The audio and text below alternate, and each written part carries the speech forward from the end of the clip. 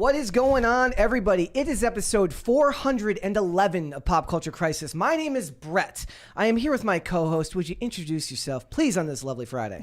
Hello, Crisis Actors. It's Mary. It is a lovely Friday, and we have a lovely special guest on the show. Hello. Hi, thank you for having me. I love this show, and I'm just thrilled that I get to be here today.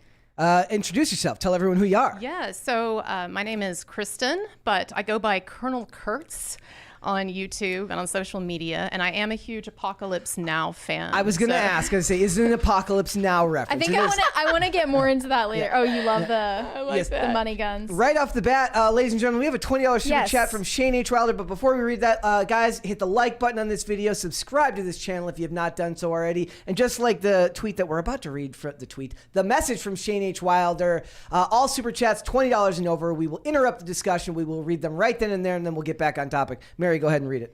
Tune in Sunday at 3 p.m. for the epic finale of the Podcasters saga starring Mary, Bertman, Brett, and introducing Mr. Fluffykins. We would like to note that the cameo by Seamus was filmed before his spoon theft came to light. That is true.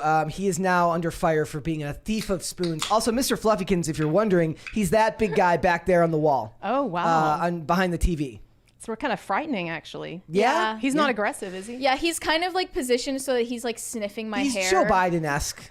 He's a little bit Biden-esque. He is. But we love him. He's less creepy than Biden somehow. So, but yeah, you're a YouTuber. You cover a lot of different stuff. You've been covering the Marilyn Manson scandal. You've been covering what's going on with Rammstein, all this other stuff. A lot of it related to Me Too and how it lives in Hollywood. That's right. Yeah. So when I started my channel, I did not know that it was going to be primarily concerned with Me Too, but I started the channel to start covering the Johnny Depp, Amber Heard situation. And so then that kind of expanded and developed into looking at different cases in Hollywood where I believed that people had been falsely accused of Me Too type infractions. Things that have become far more prevalent now post-Weinstein. Right. Yeah. Right. Okay. Well, we're gonna talk about that because I want to get a little bit more of your insight about what you've learned from all that. How your views of the industry or rock stars or all that stuff, how it's changed from before you started the channel to now. Because you can't do something like that for a long period of time and not grow and not at least see your worldview expand a little bit. So I'd like to get your take on that and maybe some of what you think to be the most egregious examples of what's going on there. So we'll get into that. That's going to be topic number one today. We are also, yes, ladies and gentlemen, don't worry, we're going to review Barbie for you. It's going to happen, okay? Wah, wah. I'm ready for this to be over. I had to talk to people today.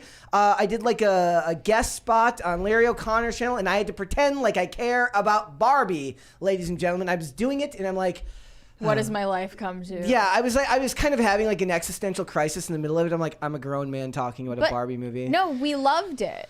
Yeah, it was the greatest movie ever. I loved it. It was so good, wasn't it? You know what? Unironically, in some ways, I really enjoyed myself.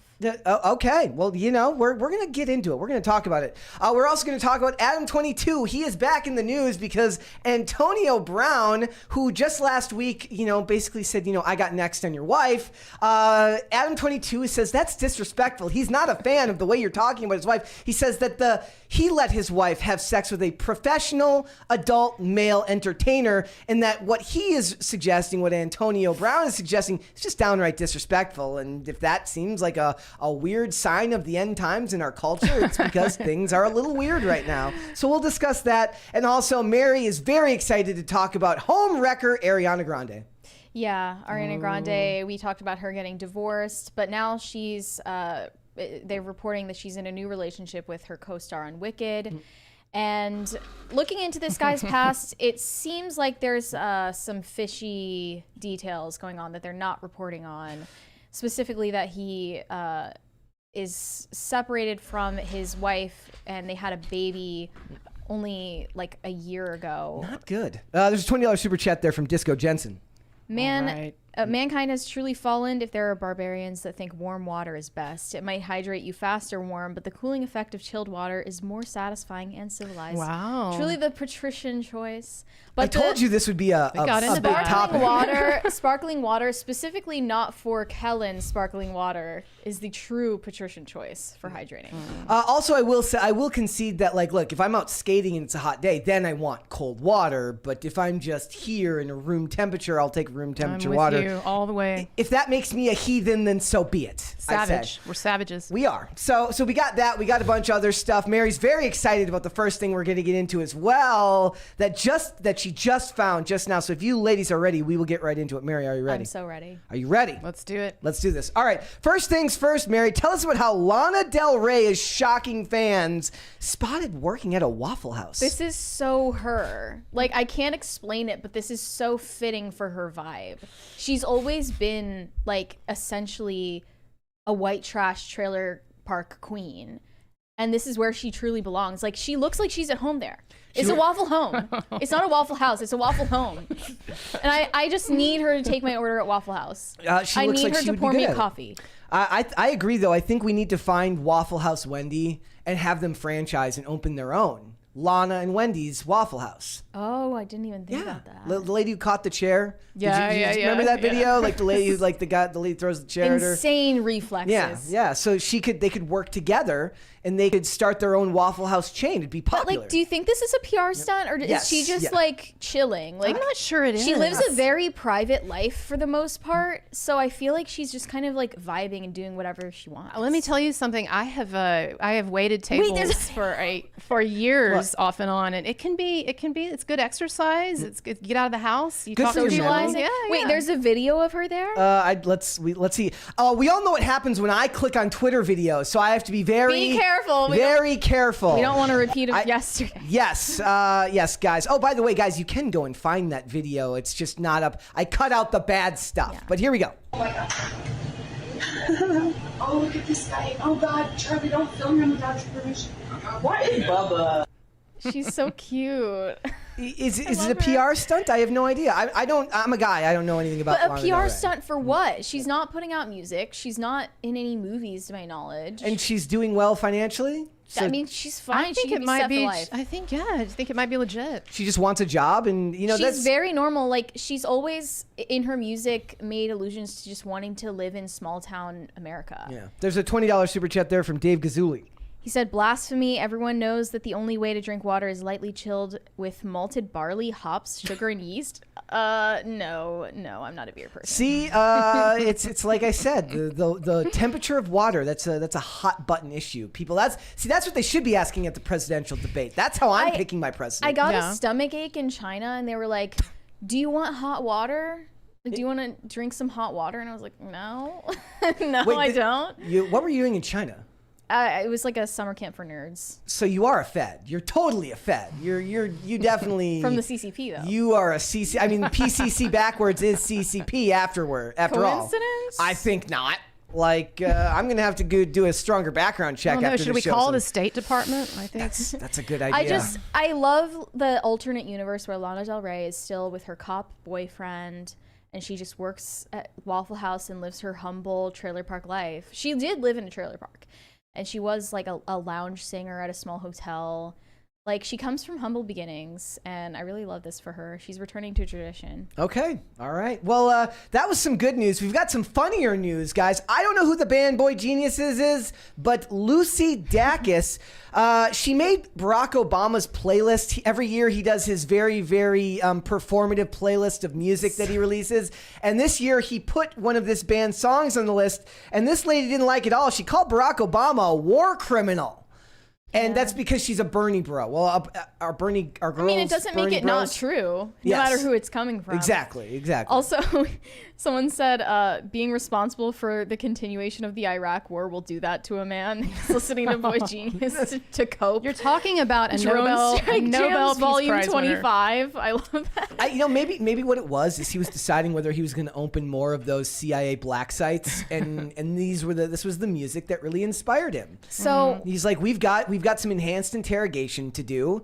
Let's listen to some really, really inspirational music when we're detaining people against their, that crosses the line of their civil liberties. He's got SZA on here. He doesn't listen to SZA. I don't believe that you listen to SZA. I've got the list pulled up. He's got Fast Car by Luke Combs. Which is funny, too, because that song was just controversial because what was happening with that is people are pretending like Tracy Chapman wasn't a thing 30 years ago. They're like, Tracy Chapman could never have made... She's like 6 gazillion times platinum for that song.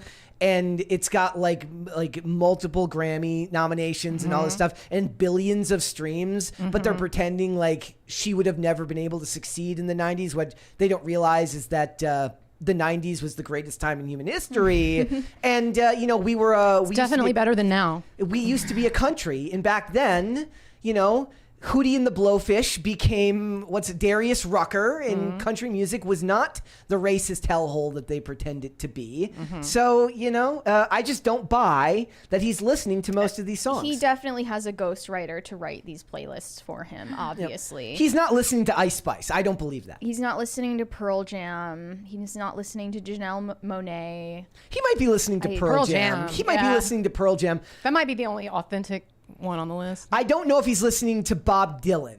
He's not listening to Ice Spice, that's for sure. Like, if he's listening to Bob Dylan, I guess it's because, Bob Dylan was kind of a great meandering storyteller, and he's kind of a storyteller with his, with the way he talks. Maybe that's what it is. It's Obama the is delivery. just so fake. Like, he's always been so desperate for validation from Hollywood and the media, and they readily gave it to him. And as far as I'm concerned, he put Nas on this list. Be a man. Pick a Cameron song. Be a man. Put Lil Nas X on the list. No. Actually, he probably was on the list last in year. past Yeah. years. Put a Cameron song on there if you're actually gonna put. No, Nas is good, but put a Cameron song on. It would be a little bit more risky if you ask me. Apparently, Phoebe Bridgers is in Boy Genius, and she is also a Marilyn Manson accuser. She is an accuser. She accused him of telling a joke that she didn't like. So, you have to understand with his Me Too stuff, there are different levels, and it all gets reported the same way. You can actually mean to someone. If they were mean to you, if they were a jerk, you can also Me Too them for that. I'm like the stuff that I'm gonna get in trouble for. He called his bedroom an R-word room. She claims, yes. Yeah. So she claims. That's her claim. I mean, it sounds like he would say that. So it's probably a joke I would tell. Come to my torture dungeon. Ha ha ha ha ha. Like, I'm sure there's plenty of things, there's plenty of stuff that gets said here where I'm like at the Senate hearing in 20 years. Of course. We've made worse jokes than that off the show. Absolutely. 1000%. All the time. In fact, I'm preparing my own sexual harassment lawsuit against you right now. Perfect. So. Well, I got to get a lawyer on retainer very, very, very quick. Do you know anybody? I need to find a lawyer. All right, let's move on a little bit. So YouTube has price hiked their premium package. Ladies and gentlemen, as the writer's strike continues, as the actor's strike, I do. You do? I'm in a one-man jihad against commercials. I don't watch commercials. I will pay for... That's a good cause. I can get behind that. Yeah, I have YouTube. It's actually probably the one I use the most, or it used to be the one I used the most. How much is YouTube Premium? It used to be $11.99. Okay. I think when I first had it, it was $9.99. Now it's going to be $13.99. Do you get YouTube movies for free? Yes, but I've never watched. They put really edited versions of movies up on there that are for everyone. But the thing is there was a time when I was walking to get everywhere, and I was working a job where I could listen to stuff all the time, so I listened to just a lot more YouTube than I do now. Now I'm busy most of the day, so it's actually less of a good investment now. But back then, it made sense to not have to watch commercials ever if you're consuming a lot of content on there. If you actually think about it, like the average person, if you treat YouTube like a streaming service, what do you use more? What do you watch more of? YouTube or Netflix or any of these other sites? You're right. Most people watch more YouTube, and you probably consume more ads by doing that. True. But yeah, it used to be $9.99. Music subscribers will pay $10.99, and now it's been moved up from $11.99, which is what it was recently, to $13.99. It's just going to keep going up and up. When are you going to get priced out? Oh, honestly, are you barely hanging on right now? No. Like, I got rid of the Z tier ones. I got rid of Disney Plus. I don't need Disney Plus. I actually got rid of Disney Plus in favor of BritBox. I'd rather watch British television. Hey, there's a lot of good British. Yeah, like I'd rather watch British television than anything that Disney makes most of the time. But I've tried to be more fiscally responsible lately. So I'll get rid of one for a period of time, come back to it. But I keep the... I'm constantly rotating. Yeah. Depending on there's a show I want to watch. Oh, I got to sign up. What do you got right now? Oh, man. Well, I just finished Fatal Attraction on Paramount. The one with Joshua Jackson? Yes. I have this. It's like a guilty pleasure. I hate to admit I liked it. He is not like, just no. He's not what? When I think of just no. Of sexual attraction, you don't think of of him? He's kind of. You think of Andrew Tate. He's kind of yes. No, what I'm saying is that he's like maybe when he was younger, I guess, but even then he's always kind of. Well, he's playing a kind of a washed-up middle-aged man, though. Yeah, well, he does that very well. He's also an over-the-top annoying liberal. So okay, I did not know that. As a regular liberal who's not annoying, I take personal offense to that. And he made Fringe, which is one of my favorite shows of all time. I know Fringe. But yeah, like I saw the ads for that, and there was a show. The ads actually looked like spoof satire. Yes. But it's a serious show. Yeah. So you're watching that. There's a show coming out. Actually, I'll make a recommendation for people because it's not out yet, but I'm going to be checking it out. It's called Special Ops Lioness, which is a new Taylor Sheridan show. It stars Zoe Saldana, Morgan Freeman is in it, Michael Kelly. A bunch of really, really good. I don't know how much Morgan Freeman. They used him a lot in the trailer. He might only be busy in there. man. He's a busy dude, but it looks fairly good. It's absolutely military propaganda per Variety, which I'm fine with.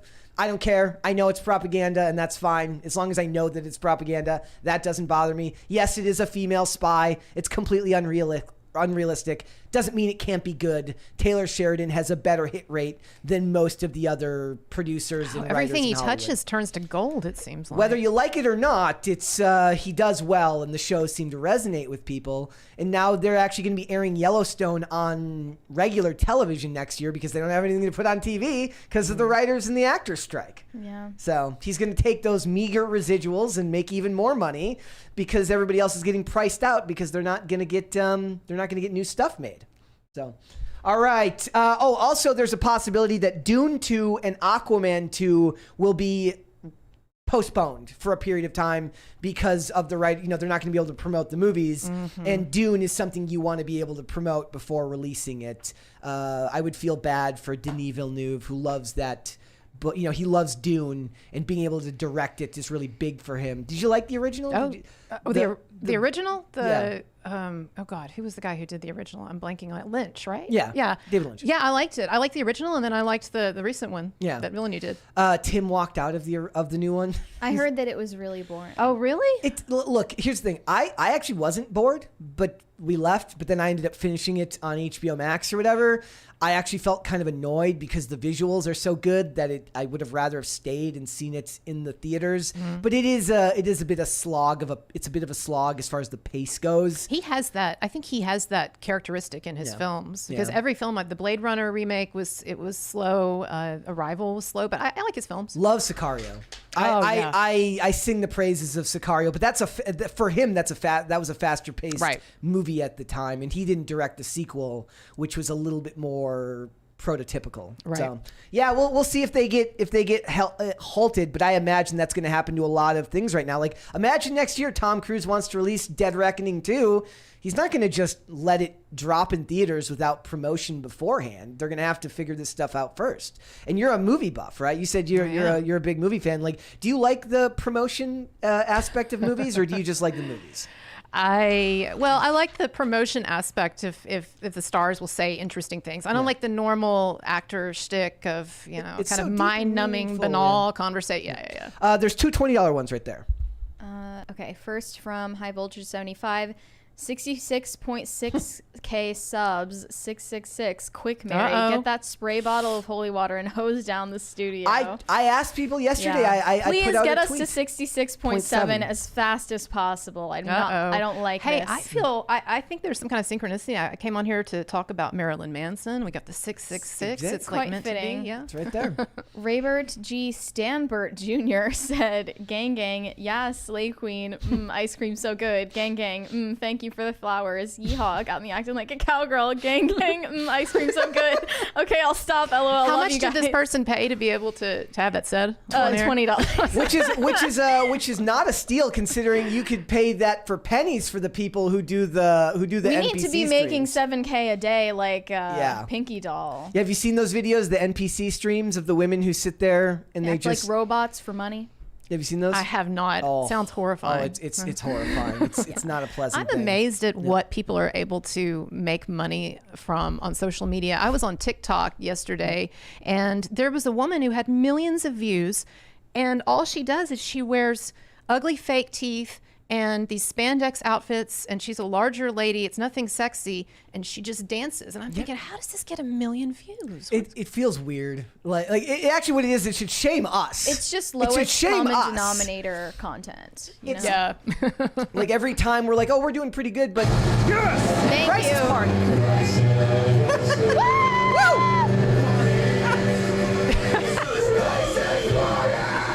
It's party time.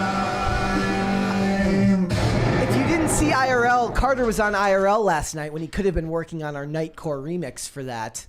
But Wow, has Carter done that before? I don't. I guess Ian wasn't feeling well. Oh, okay. And they're like, well, and you. Ian is just spending all his time bulking up. up. He's on that 3,000 calorie a day diet. It's like a full-time job. He's working on it. All right, a couple other things. Matthew Vaughn seems to be the top choice to be the director of the next James Bond reboot. Matthew Vaughn, of course, being the one who made The Kingsman. He could do it. I think it could work.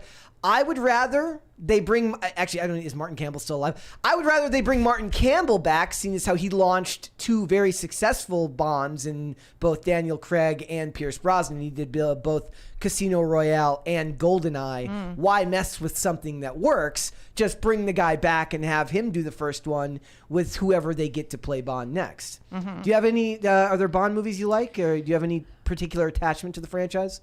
I like Bond movies. Yeah, I haven't seen every one of them. I have this great affection for the actor Jason Isaacs, and I feel like he should have been Bond, and I don't know, it never happened. So Is Aaron Taylor Johnson still the front runner for the next Bond? I still think they make did it that Regé-Jean change? Page. I really do think they're going to make the Bridgerton guy the next Bond. especially, I mean, in this climate right Yes, now. I really like it. That's You know, Aaron Taylor Johnson was also at the center of a Me Too Oh, controversy yes. because of his Yes. wife. wait, and Matthew. That actually might make sense because Matthew Vaughn directed Kick-Ass, and Aaron Taylor Johnson was in Kick-Ass. So maybe they come back together and work together again. Matthew Vaughn worked with Henry Cavill as well. Yes, people were saying that. There was a tabloid scandal around Matthew Vaughn years ago. He was rumored to be the father of January Jones's child, and when you look at their pictures, it looks like his son. I think that's his kid. Seriously, He's just like the kid's got an inheritance he's hoping to get one day, and that's a problem. That's how long ago was that? however old the kid is now, is when she was doing X-Men, and he was directing her in X-Men, and she's never said who the father of the child is, which, you know, it's her right, obviously, but it sure looks like Matthew Vaughn. Wow. He's a bigger name director still. Like he's somebody, like, I actually didn't hate The Kingsman, which was the most recent one that they did. It didn't quite have the charm of the original, but this day and age, I have such low standards for Hollywood that it's like, if it's not entirely offensive, I'm like, you know, I didn't waste 3 hours at the movie. It was only 2 hours long. Yeah, So, well, and you're right there. The movies are so long now. I mean, I'm looking forward to Oppenheimer. If it's an historical epic, then I'm good with it, or like a sci-fi, you know, Kubrick, 5,000 hours, you know, movies. But do we really need an action film over 2 hours most of the time? I talk all the time. I said, like, the golden age for action movies, like in the early 2000s, like The Transporter, hour and 45 minutes. 2 hours on the on the high end of something like that. Matthew Vaughn did Layer Cake, right? Hour and 45 minutes or something like that. Like, they don't need to be 3 hours long. Now, look, Mary thought Mission Impossible Dead Reckoning I thought dragged. it was too long. I thought it was too long, I too. didn't like it. The pacing worked for me. Like, you could say the third act definitely, like, the train scene was overly long. It was repetitive. Yes. But they built that There's train. another train car. I Paul. know. I was the same way. I was seeing that with my mom. I saw it with my mom, and we're sitting there, and I'm starting to fidget. Like the first train car, I'm like, okay, and then the second train car, I'm like, Yeah, and third train car. Mostly, I felt it was dragging with the car chase, though. The one in Rome or Italy. whatever. that didn't bother me as much, but I did think it was too long. I've just never heard anyone say at the end of a movie, wow, that movie was too short.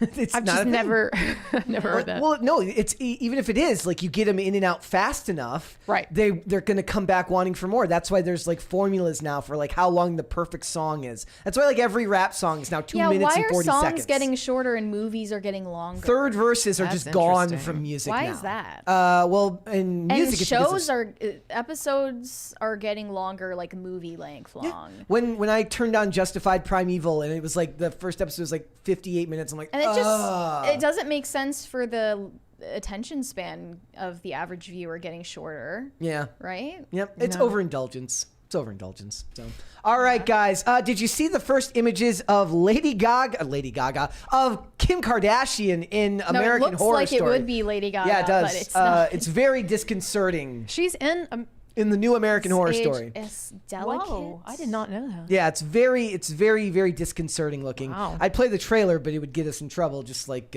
yesterday got me in Yeah. trouble. So I'm going to be playing very few videos today. But yeah, it's very disconcerting. Someone looking. save that baby. Yeah, Wow. hopefully. That's a surrogate. That's one of her surrogate children right there, I'm sure. Yeah. All right. Oh, also, Gideon has been banned from any and all NBA-related events because he went to a WNBA game and fell asleep. He brought a blanket. It's the hat for me. He brought a blanket the and a sleeping nightcap cap. for me. And you can see it on the screen there. He's like, he's doing the, I love it. I love it. Me. Look, when I was telling somebody earlier, I was like, look, if Barbie's going to be successful, you ladies got to come out and actually support it. This can't be the WNBA, where the most exciting thing to happen in the WNBA in 10 years was a girl going to jail in Russia and a YouTuber or a social media person taking a nap at your game. Yeah, it's not a good look. He bought out like 4 seats for that, though. Good for him. He's supporting the WNBA. There's a $20 one there from Rhaegar Targaryen.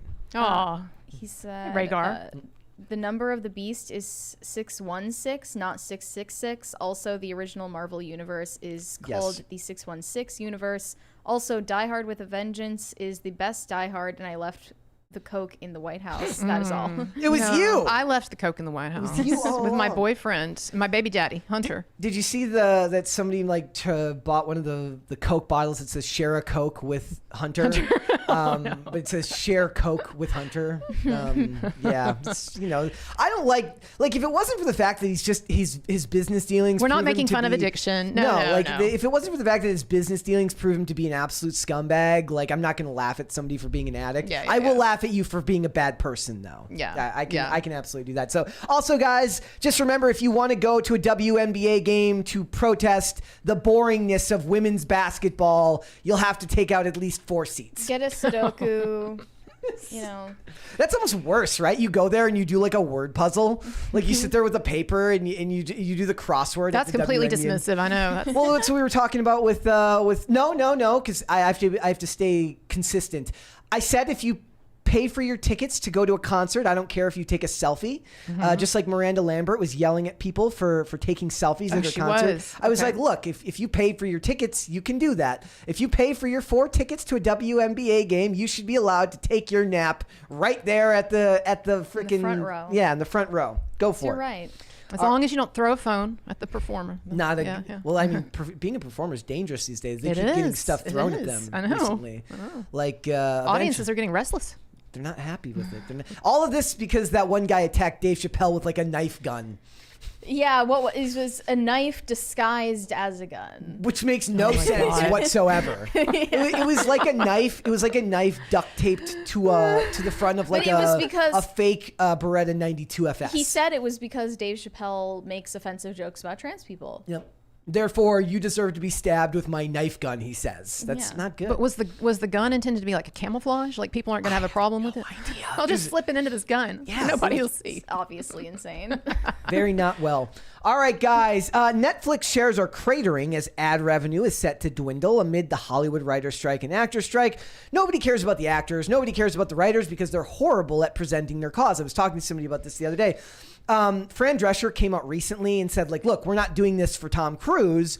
We're doing this for the journeyman actor who, barely has two pennies to rub together. The problem is the media is never going to focus on the journeyman actor because there's no clicks in the journeyman actor. So you have to trot out the big name celebrities, and people see that and automatically what they think about is spoiled and entitled. Right. Well, I don't think it was a good move either for some of them to complain about the studio executives who get rich doing nothing, quote unquote, because, people are going to think, well, what are you getting rich doing? Yeah. What do you do? Right. What are you actually doing? Now the striking writers and actors are posting these Netflix shares plummeting, and they're saying this is because the studios need us.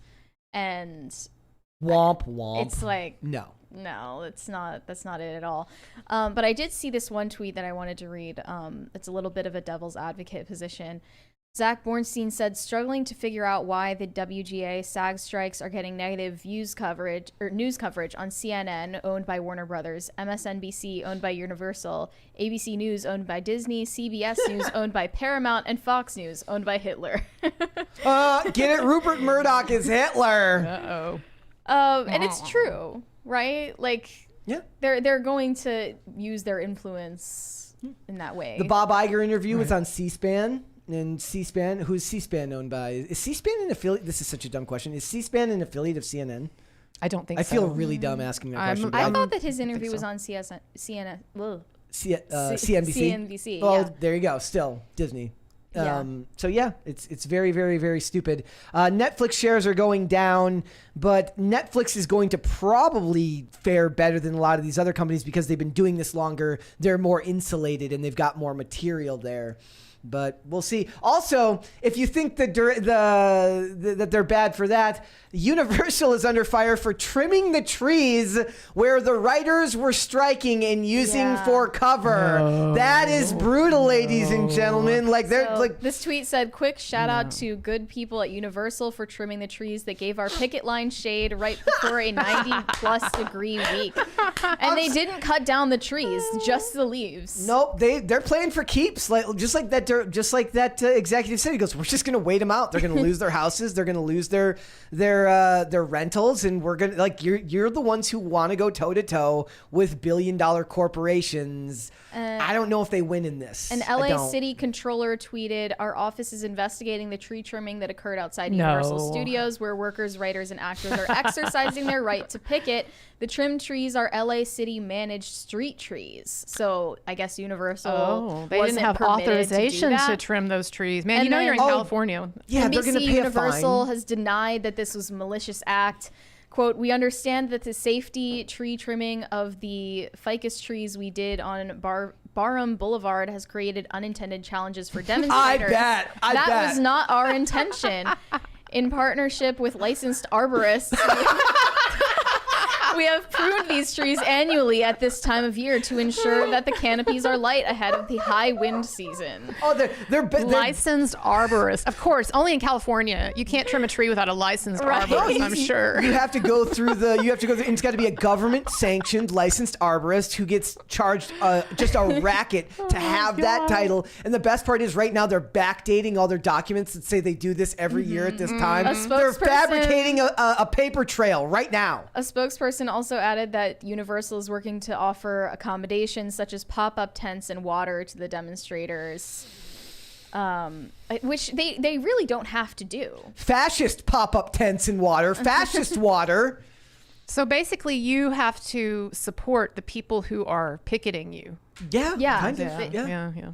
And I didn't pull it up, but Andrew Schultz had a really good. If you guys follow Andrew Schultz on Instagram, he wrote like a seven carousel thing of document where he talks about why he thinks the writer's strike is going to backfire on the writers and directors, and he basically just said that a big part of it is that look, they're not hiding their numbers because their numbers are really good and they're making a bunch of money that they don't want to share. They're hiding their numbers because the numbers for viewers are really bad, and it's going to hit the stock price and hurt them if they see how few people are watching their stuff. If that comes out, what they'll end up doing is having to cancel a bunch of projects and then seriously pare back the material and the budgets on the stuff they're making. So in the end, less actors end up working anyways. Well, I don't know what I'm talking about, obviously, but I'm starting to wonder if we are on the right side of history here, just because the reason that the quality of writing and especially TV shows on these streaming services is going down is because they won't just have a writer's room that stays consistent for a whole season or even a whole episode.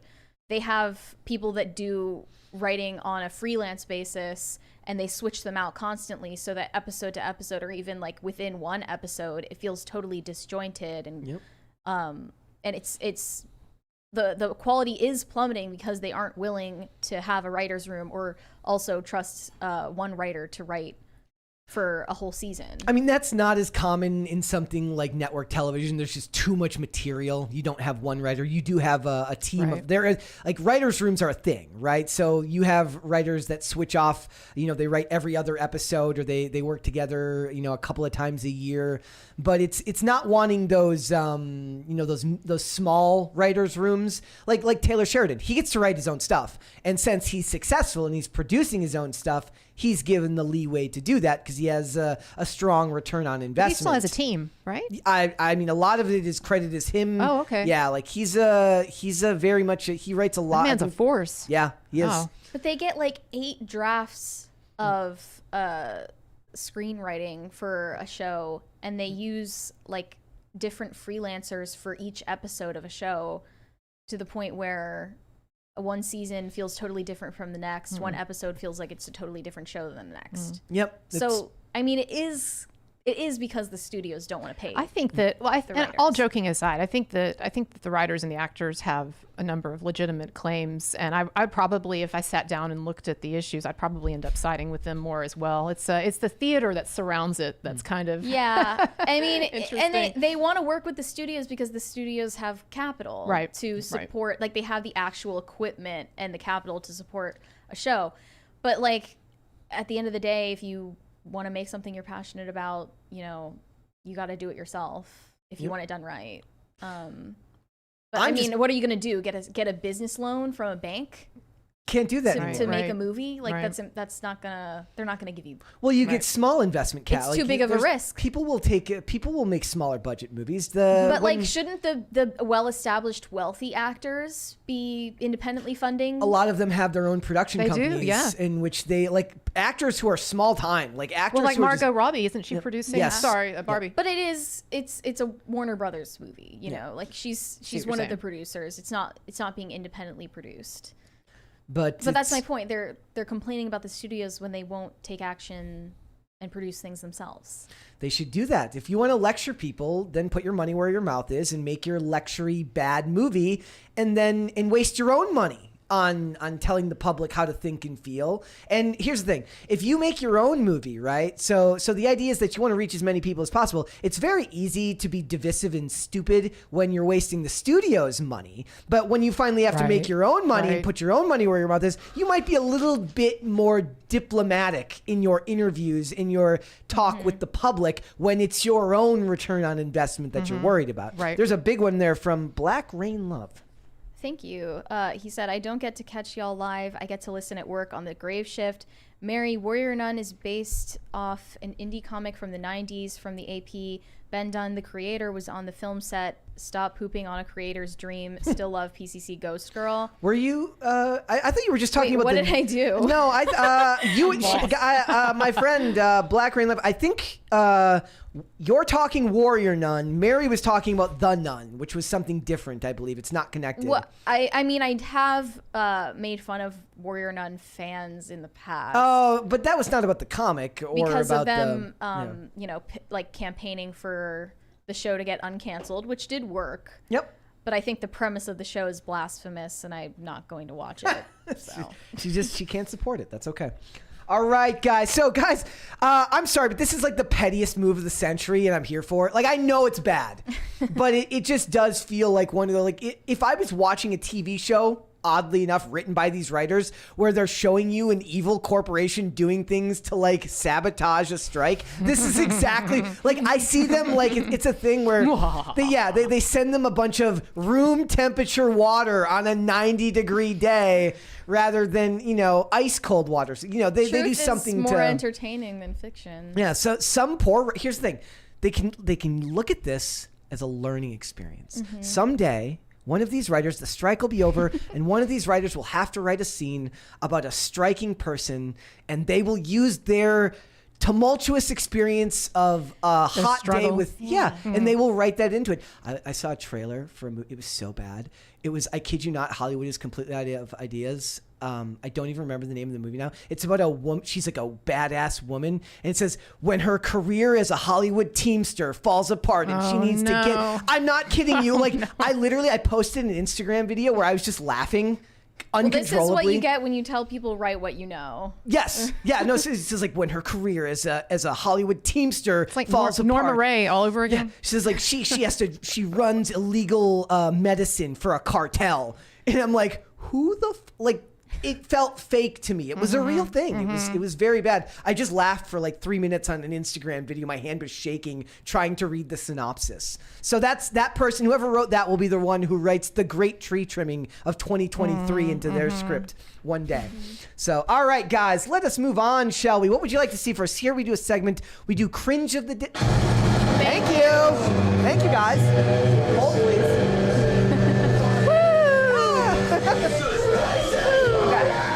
It's party time. So we do a thing here called Cringe of the Day and Cute of the Day. What would you like to see first? Would you like to see the cringe or the cute? Give me the cringe, and then the cute can kind of wash the cringe out. All right, Mary found this clip because Mary is our cringe connoisseur here. This is what she does. It says, out of context human race. That's the name of the account on Twitter. Here is the video. Let us play. The volume's up. There's no nudity, I promise, guys. Here we go. Dude, you were going 20 fucking miles over the fucking speed limit. Now I'm getting fucking pissed. Get in my face again. Get my fucking... If you don't know, he said So out of pocket. she was very mad at him for going too fast, and his response was to tell her that she had a nice chest. She's well endowed. Yeah. 20 fucking miles over. That's very, her language is, why is she cussing like a sailor? That's very Definitely rude. angry. Fucking speed limit. Now I'm getting fucking pissed. Get in my face again. Get my fucking...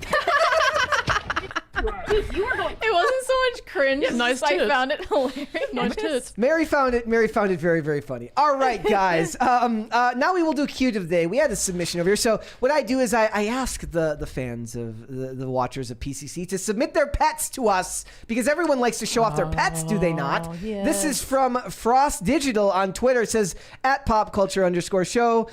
Pet sitting for my sister's family. Here are a couple of their pets. First, we have Binks, the cross-eyed cat. Oh, And he's absolutely cross-eyed. so cute. That is adorable. How? Oh, I wonder if the cat can see properly. So I mean, can give you some expert knowledge on this. Okay. I actually was born with an eye condition where my eyes crossed, and I had surgery for it. And sometimes you can still see it, like when I look a certain way or whatever, right?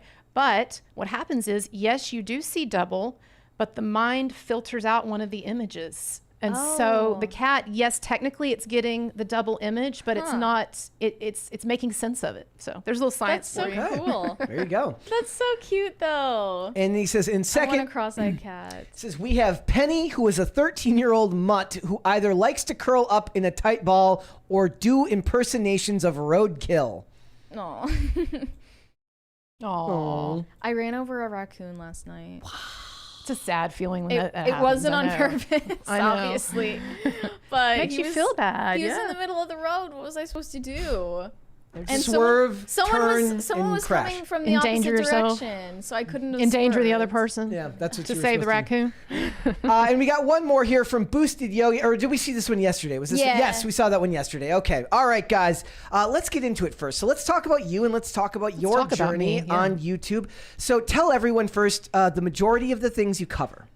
All right, so I started my channel 2.5 years ago, and at the time, I can talk about this later. At the time, I was an English professor, and so I started the YouTube channel because I didn't know what I wanted to really do with it, but I was interested in the Johnny Depp Amber Heard situation. And so at that point, we were about a year out from the trial, and so I started covering that, definitely Team Johnny. And I would say about 3 weeks after I started that channel and started covering the Depp stuff, the Marilyn Manson scandal broke.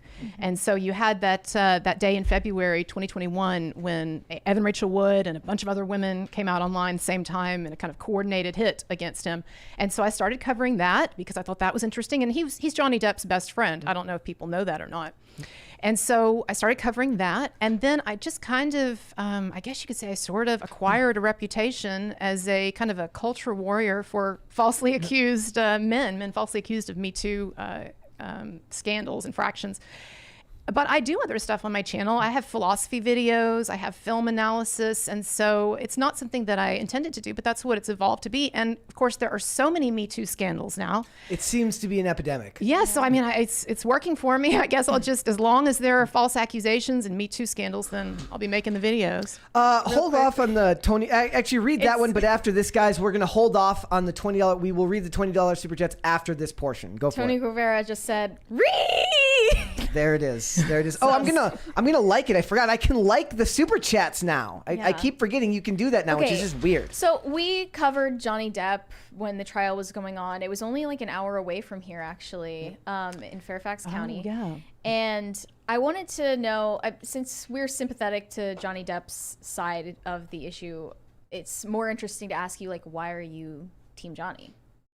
So I could give you a number of reasons, but for me, and I think for the majority of Johnny Depp supporters, it comes down to those leaked audio tapes between him and Amber Heard. And they ended up being entered into trial. So if people watch the trial, they might remember this. But there were conversations that were taped between Amber and Johnny. Apparently they would record their conversations because they were having difficulty like in figuring out who said what. I mean, we all understand that, this right? wasn't surreptitious No, recording. she knew it was being recorded.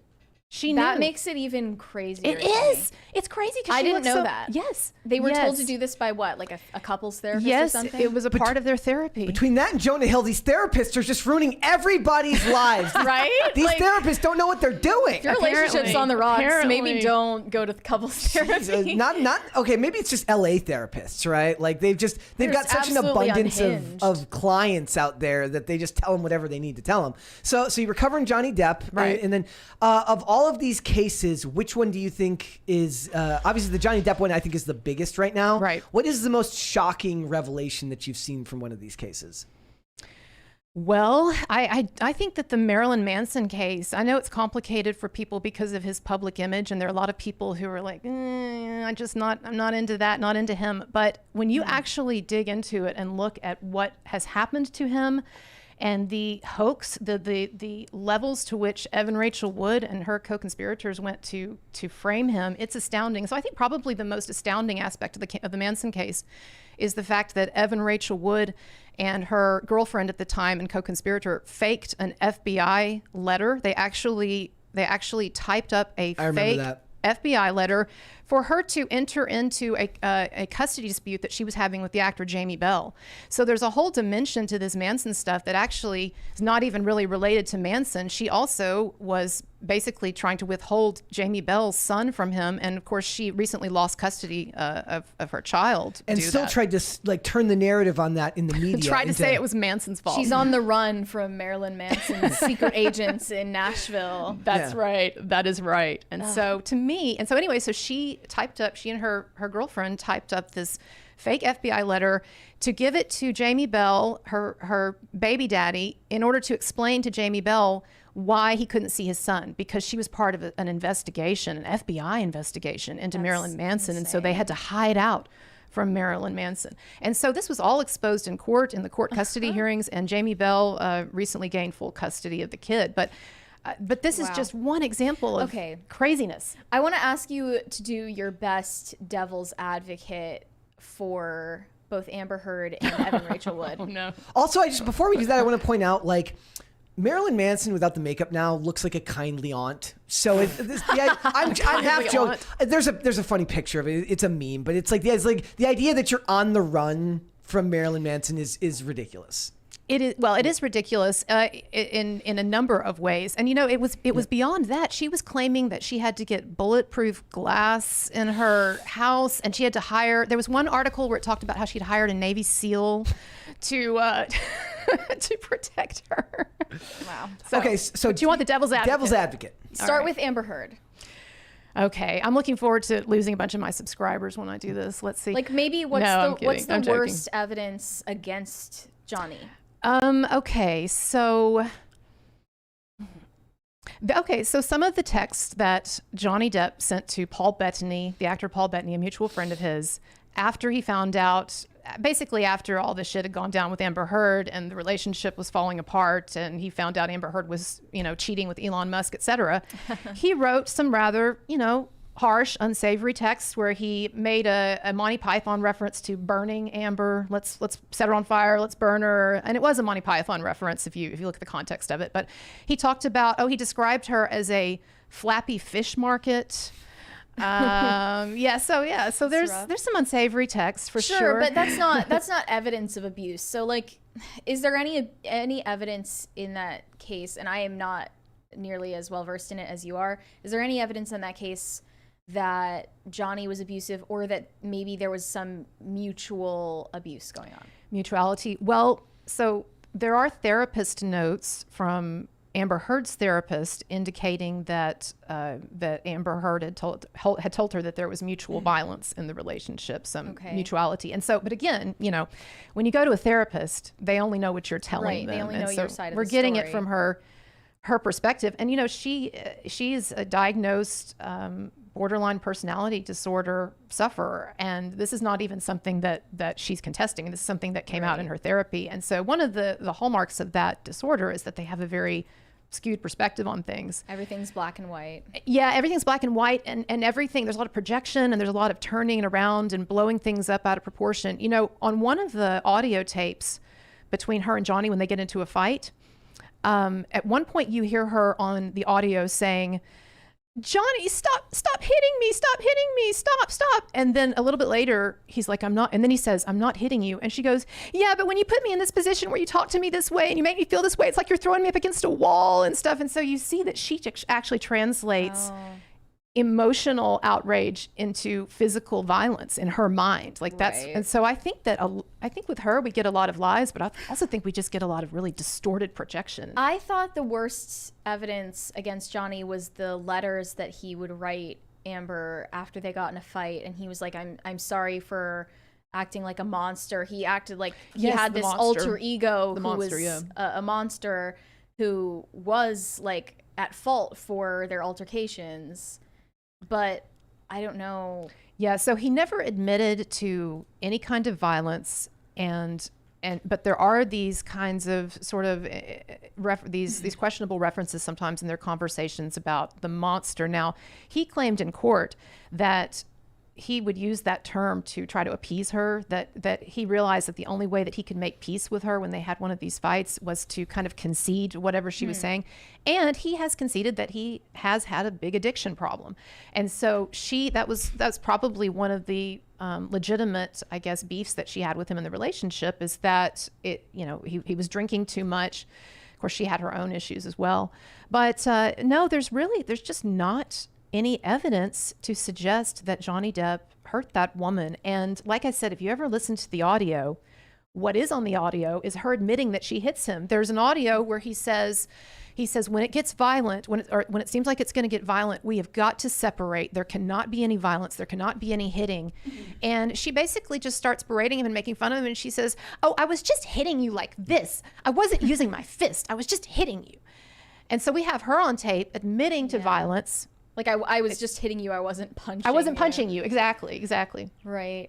Well, I mean, but we have to accept we're never going to know the actual truth of what happened. Sure. And that wasn't even the point of the trial, was to find out who was in the wrong in their abuse. It was about defamation. Well, the defamation claim, the defamatory claims that she made were about abuse, or about physical abuse. And it has to prove her knowingly lying about it. And I don't know if she does know. I think she's actually so unhinged that she might legitimately believe herself to be the victim of violence.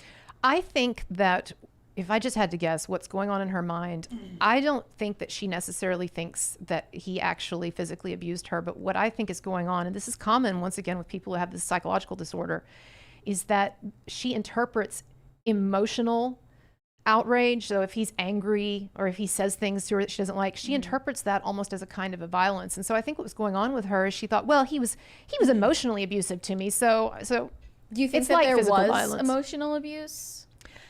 I think that there was definitely toxicity, but it's hard in these situations to unravel. Do I think that Johnny Depp at times said some awful things to her? Yes. I mean, you can even occasionally you can hear it on one or two of the audios, particularly one when they're drunk. But I've been in relationships like that before. When you're with someone who has a personality disorder, is very narcissistic, someone who's deceiving. I mean, she was cheating on him repeatedly in that relationship, having Elon Musk up to their penthouse when he was out of town. And so I think that in situations like that, sure, there's a kind of a toxicity that develops. You're not going to speak to someone nicely all the time in that situation. But I really do think that this is one of these actual hoaxes. I think this is actually an example of a real hoax. Do you think Elon Musk is the father of her child? I do. Yeah. I do. So one of the things that's come out over the last several years, and this came out in court as well, is that Amber Heard's sister had told a mutual friend of theirs, a woman named Jennifer Howell, that Amber and Elon were involved in a fight over the fate of these embryos that they had frozen. Sounds like something Elon would be in a It fight does over. sound like it, Yeah. doesn't it? Of course, we know he likes to spread his seed, so I don't find that hard to believe. Wait, wasn't she with James Franco too? She was. Yes. She was. She yeah. also brought him up to The penthouse. The penthouse, Yeah, yes. That hotel, But that penthouse elevator has seen a lot of It has people. seen a lot of in the action. camera. Cara Delevingne. Yep. As She well. seemed to really not even be attracted to Johnny Depp. She called would him a tell fat old man. Yeah, he's like this fat old man and she like has this perceived leverage in the relationship because she's beautiful. Mm-hmm. Yeah, that comment was very telling. Okay, now devil's advocate, Evan Rachel Wood. Well, I think the thing that is most compelling to a lot of people who assume Manson is guilty is the autobiography of his from the late 90s. Okay. So his autobiography, it's called The Long Hard Road Out of Hell. It's a play on one of his songs. And it was co-written by a guy named Neil Strauss. Now, you might know Neil Strauss from another book that he wrote called The Game, about how to pick up women. Yes. Yes. This is a nice little book, right? And so this autobiography, it has a number of stories in it that definitely paint Manson in a disturbing light, a deranged light. And so this is something that people cite quite often. Now, the problem is with that view is that there have been numerous claims in that book that have been debunked, not even related to this situation, but stories that Manson and Strauss told in the book that witnesses have come forward and said that this absolutely didn't happen. And they even admit in the book, there's a disclaimer in the book that it's fictional. It's autofiction, not autobiography. Exactly. And so, and even in that book, But why would he write fictional stories that make him look bad? well, because the time was so different. So Yeah, it was a way different I don't know world how at old that you are. No time. offense. I'm 42 years old, and I remember those days. I was a teenager back then, and it was just a different time. Definitely, we didn't have Me Too. We didn't have this sort of sensitivity about these types of issues, and it was seen as being very edgy. And you have to remember that Marilyn Manson, he established himself. He broke into the music industry on the basis not only of his music, but on the basis of shock value. Yes. In fact, he was sponsored, so to speak, by Nine Inch Nails, Trent Reznor's record label, Nothing Records, and Trent Reznor helped to produce his successful album, Antichrist Superstar, and then the previous one, his breakthrough record. And so it was just a different time. I was telling my viewers the other day that I remember going into a CD store as a teenager, and you would seek out the CDs with the parental advisory label because that just had this sort of cachet about it, like ooh, and you would look for the most disturbing covers, and it was a different time. And so I think that Manson and Neil Strauss really wanted to present him as this very edgy guy, and the book was very well received. And in fact, it received rave reviews. The critics loved it. They said it was like a classic work of literature. Some even compared it to a great classic. And it worked for him. That worked for him, and that image worked for him. Can you give an example of decades. one of the stories in it that made him look so terrible? So there's a story, it kind of all run together, but there's a story, I believe, something to do with pissing on someone, pissing on a woman, I believe. Like consensually or not? I'm not going to claim that I remember exactly, but it was kind of, it was. Or was there they even didn't, like such a concept of that at the time? I don't think that the book claims that, you know, they held her down and did this to her, but it's not. I mean, there aren't stories in the book about what we would consider to be outright abuse or anything that Evan Rachel Wood or these women are accusing him of. It's just stuff that makes him look like, at times, like he might have some misogynistic impulses toward women. Yeah. I think that a lot of the Me Too stuff, you know, it at least in part comes from the cultural shift to like not judging a book based on its cover. And if you did judge a book based on its cover, like judging Marilyn Manson based on his public image and how he presents himself, then you would probably assume he's not the most stable person in a relationship. Yeah, you would assume he's guilty, right? Yeah. Not necessarily that he's even guilty, but that he's just not the best type of person to get into a relationship with, period. And it kind of clouds your judgment if you put those concerns aside.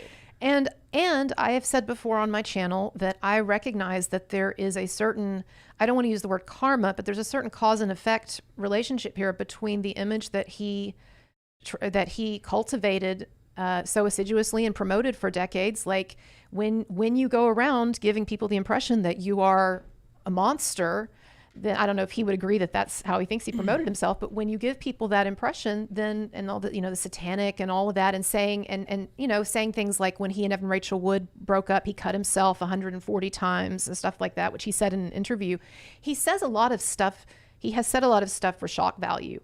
And what's happened is that it worked for him very well for decades, and it's just come to a screeching halt, like the wave, you know, just kind of like you're riding the wave of the culture.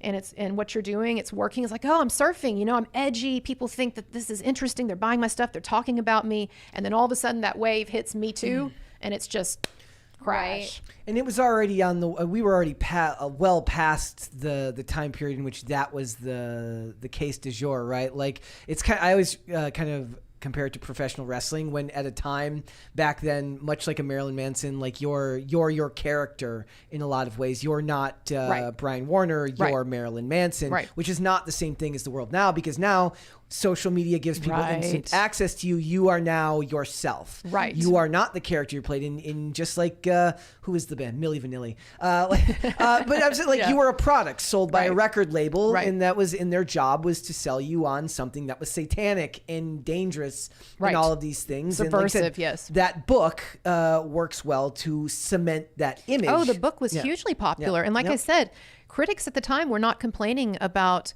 the questionable narratives, the questionable stories in that book, or the quote unquote misogynistic tales in the book. They thought it was all great. It's gritty. It's funny. Wow. You know, and it was such a different time. It was so different. It's hard to explain. It is. It's like, it's the same things happening now with the women from the Playboy Mansion who are claiming, who act like the culture wasn't what it was at the time, that it was all very and they had bad. no idea. Yeah. It was a very different time in the world back then. And it's hard to communicate just how different the relation. I would almost say that society afforded women the more agency at that time than they do now. And that was the response to the Crystal Hefner story. Yeah. She's coming out with her autobiography. Oh, great. I can't wait. That I loved. It said, like, women are very willing to be complicit or active in evil until the very moment where it becomes no longer strategic for them. Yep. And that's what it seems to be. Well, I'm glad she could concede that, actually. No, she didn't say that. That was just... I was like, that sounds pretty smart for Crystal Hefner. Responding to the story. But yeah, she's like, I'm going to, you know, reveal the secret toxicity of the Playboy Mansion. It's not really a secret. Right. And what I find, I've watched that Hefner series. And look, to be fair, there are a couple of things that are discussed in that series that I thought were pretty damning. Particularly, it looks like Hefner looked the other way on the Cosby stuff. Bill Cosby would go to the mansion and he would do some shitty stuff, or maybe even drug women and have sex with them. And it does kind of seem like Hefner was looking the other way on that. But I would say probably 95% of what we see in that Secrets of Playboy documentary, it was fully consensual behavior that is just now being reframed differently. And I'll give you a great example.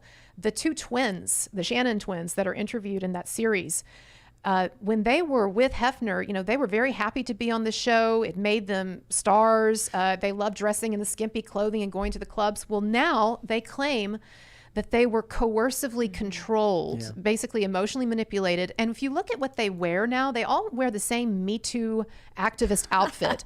It's like a Quaker look. Like they've got this, it has to be Handmaid's Tale. buttoned up. Yeah, Handmaid's Tale. It has to be buttoned up all the way. It's black and white. You see the same The thing. pussy bow blouse thing. Similar to that. Yeah. If you look up, if you look up the Shannon twins and their interview with Secrets of Playboy, it's a ridiculous outfit. It's black and white. It's like a Quaker outfit. They're the nutty ones, right? Who like They get are in nutty. fights with each other. And Is that kind of how Amber Heard dressed in court? Well, yeah. So you see that in court. You see also Evan Rachel Wood when she spoke before the California Assembly, because part of her whole shtick is that like activism, getting laws passed and all of that, right? When she spoke before the California Assembly, she wore a button-up Quaker looking outfit, black and white, buttoned up all the way. It's just very obvious. Okay. Is there a Me Too story where you initially thought it was a hoax, but you looked into it and you found out it was true? Well, we were just talking about this off air. I won't go as far as to say that I think it's true, but initially I was pro Andrew Tate because I thought, okay, here we go again. It's another one of these hoaxes. And I have not investigated it thoroughly, and I don't want to say that he's guilty. He may be innocent, but I will say that the more that I have looked into him a bit, the more I see, I don't think this is someone that I really want to defend. And I could be wrong on that. I don't want to alienate the Andrew Tate voters. And you're as skeptical but as they come. Yeah, so I believe you have a fair take on it. And also, you mentioned you were an English professor. I assume you're no longer. How did you? How did you make your career move? Yeah, I think I ended my academic career when I started the YouTube channel. I'm pretty sure. No, I mean that's not why, but it would be very hard for me now to have an academic career with academia being as woke as it is in light of the videos that I put out. So my story is that I grew up in a very religious Southern Baptist, East Texas conservative family, and that had a lot of great aspects to it. But there were some things about it I didn't like, a kind of repressiveness, I think. And so when I went to college and when I went to graduate school, I really went more to the left, and because I thought, okay, now I can get away from all of that repressive, orthodox, narrow-minded stuff that I thought that I hated so much. And what happened was, so I went to grad school, got my PhD in English and film, and through that process, I saw that basically I thought these people are crazy. It was all this woke stuff. We didn't have that word. We didn't use that word back then, but it was all of this woke ideology, basically trans ideology, a lot of the stuff that we're now seeing actually in society. It germinated in academia. And what's interesting is that, you know, when all of this started in academia, it was really just a thought exercise, you know. So I would go to class, I would go to a feminist theory class in grad school, and we would sit around and we'd talk about there's no such thing as a woman, biology doesn't matter.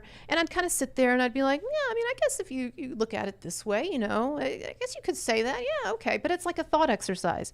But what's happened is now it's actually been taken seriously, and it's gotten into the culture. And all of these young people who have gone through this indoctrination in college, and it's happening even now at the level of high school and elementary school, they've gone through this indoctrination and they're taking it seriously. They didn't realize that their elders were just kind of, you know, fucking around. Oh, can I say that? Sorry. Yeah, it's fine. We're kind of just screwing around with ideas. And so they're taking it seriously, and now they're implementing it. And it really is a kind of like a sort of a woke Children of the Corn situation where the kids have turned on the adults and they're sort of holding us all hostage in a way. Mao, Exactly. So anyway, long story short, I did become an English professor. I was a lecturer for a number of years, and I became totally disillusioned, totally disenchanted with the far left and with that particular orthodoxy. And so now I describe myself, you know, as someone who's center, maybe slightly center right. But yeah, that was my journey. And so I started the YouTube channel right after COVID, And as it turns out, I ended up being let go from my job. I wasn't fired because of the channel, but they let like 7 or 8 people go in the wake of like restructuring and stuff. And so it was very synchronistic, because at the same time that chapter of my life was closing, then the YouTube channel was emerging. So awesome. I mean, that's very fortuitous, right? That it worked out that way. Yeah. One of the better examples, I'll just mention this before we move on, of if we wanted to explain, we've talked about this, Mary, if you want to explain like how different it was back then, and you want an idea of where the veil comes from, is to look at how Paris Hilton portrays herself now, where she basically talks about how everything that she was, her image as being a bimbo, as being this or that, really was a veil for something much deeper and darker. Right. But at the time, it was just the way the culture was. And you could actually say that her decision to promote that worldview runs headlong into what we see now, because it was very, very normal at the time. That was fine. But now she basically says, no, it was a bad thing, but I was coerced. To do it. Yep. And that's... well, did she say she was coerced to have that it was an aspect of trauma, and that a lot of it was because she was doing the show, and she had the creepy story about the teacher who came to her house, and... about her, experience in the but she wants to take it back now. Teen industry. But she wants to take it back now, and she wants to pretend. And a lot of times when they do that, they're not willing to admit that. Look, you profited. I don't like when the Right. finger is pointed at Right. the public for believing the lie that you were selling them. Exactly. They want to. They're making money on both ends, right? Right. It's one of my biggest critiques of a lot of this, and I try to be very calm and not rude when I say it. It's like, look, when I see Lily Rose Depp making the songs that she's making now, and making stuff she's making now, that's fine. Right. But I don't want to hear in 20 years that, no, I didn't want to make this song. No, I didn't want to do this. No, It was Sam Levinson's fault, because I was a 23-year-old teenage girl. You're an adult. You're an adult. She's 18. She's in her 20s. 20. Yeah. Okay, she's very she's an adult. sophisticated, and very sophisticated. Yes, exactly. Very worldly. Yes. You're an adult, and I need people like that. Like I said, I feel that women in the early 2000s were afforded far more agency than society wants to give them now. Absolutely. And that's one of my problems, my big problems with this emerging narrative about Me Too and coercion. I'm definitely, look, I think that obviously there were some aspects of Me Too that were needed and healthy. And, I think Weinstein was guilty and all of that, right? All those disclaimers. But I think that this is really a kind of regression for women, because what people don't realize is that you cannot have absolute 100% freedom and 100% safety at the same time. Actually, safety and freedom are generally mutually exclusive. So the further you go down on the safety scale, then the more repression of freedom you're going to have. And I don't think people understand, especially younger people, that one of the things that the feminists of old were trying to get away from was this infantilized idea of a wide-eyed, innocent woman who's easily manipulated by more sophisticated men, and that this is a scary world. We can't let our daughters, freely party or have sex or associate with whomever they want, because they are infantile. And so I don't think that people understand that what is happening now with these trends in society as relating to feminism, gender, and Me Too is that we are seeing, I think, unfortunately, a kind of not only sexual regression, but a kind of infantilization of women that ultimately will not be good for women either. And so I'm definitely of the Camille Paglia school of thought when it comes to feminism. I believe in women's rights. I don't have children. I'm not legally married. Like, I'm not some traditional stay-at-home person. But I just don't believe this stuff is good for society. Yep. All right. Well, with that being said, speaking of feminism, ladies and gentlemen, we have a movie review for you today. Oh, yes. Actually, you know what? We got a $20 super chat down there. Let's read that one first from Joe Schmo 32. Joe Schmo 32 said, "Be careful who you pretend to be. The world might just believe you." Yep. Yeah. Absolutely. All right, guys. So yesterday there was a movie we went and saw. You may have heard of it. It's called the Barbie movie. Yeah. I still feel ridiculous being an adult male who has to talk about a Barbie movie, but here we are. It's 2023, and the timeline gets more and more out of pocket each and every day. So we did go see in this movie. You saw this movie. Yes. Everyone's going to have their opinions here today, ladies and gentlemen. So first things first. I actually have notes. I'm going to get them. If I can do that. Go for it. Let's do this. All right. So So the movie, let's give them a synopsis first. Okay, so Barbie exists in Barbie's dream world, and everything's perfect, is it not? Yeah, because women run Barbie Land, so obviously everything is an ideal utopia. Because women are in charge. This is a bit of an insulting idea that women can only succeed in a society that has no scarcity and no actual tasks that need to be performed to keep everything running. It has no scarcity. It has no waste. It like everything is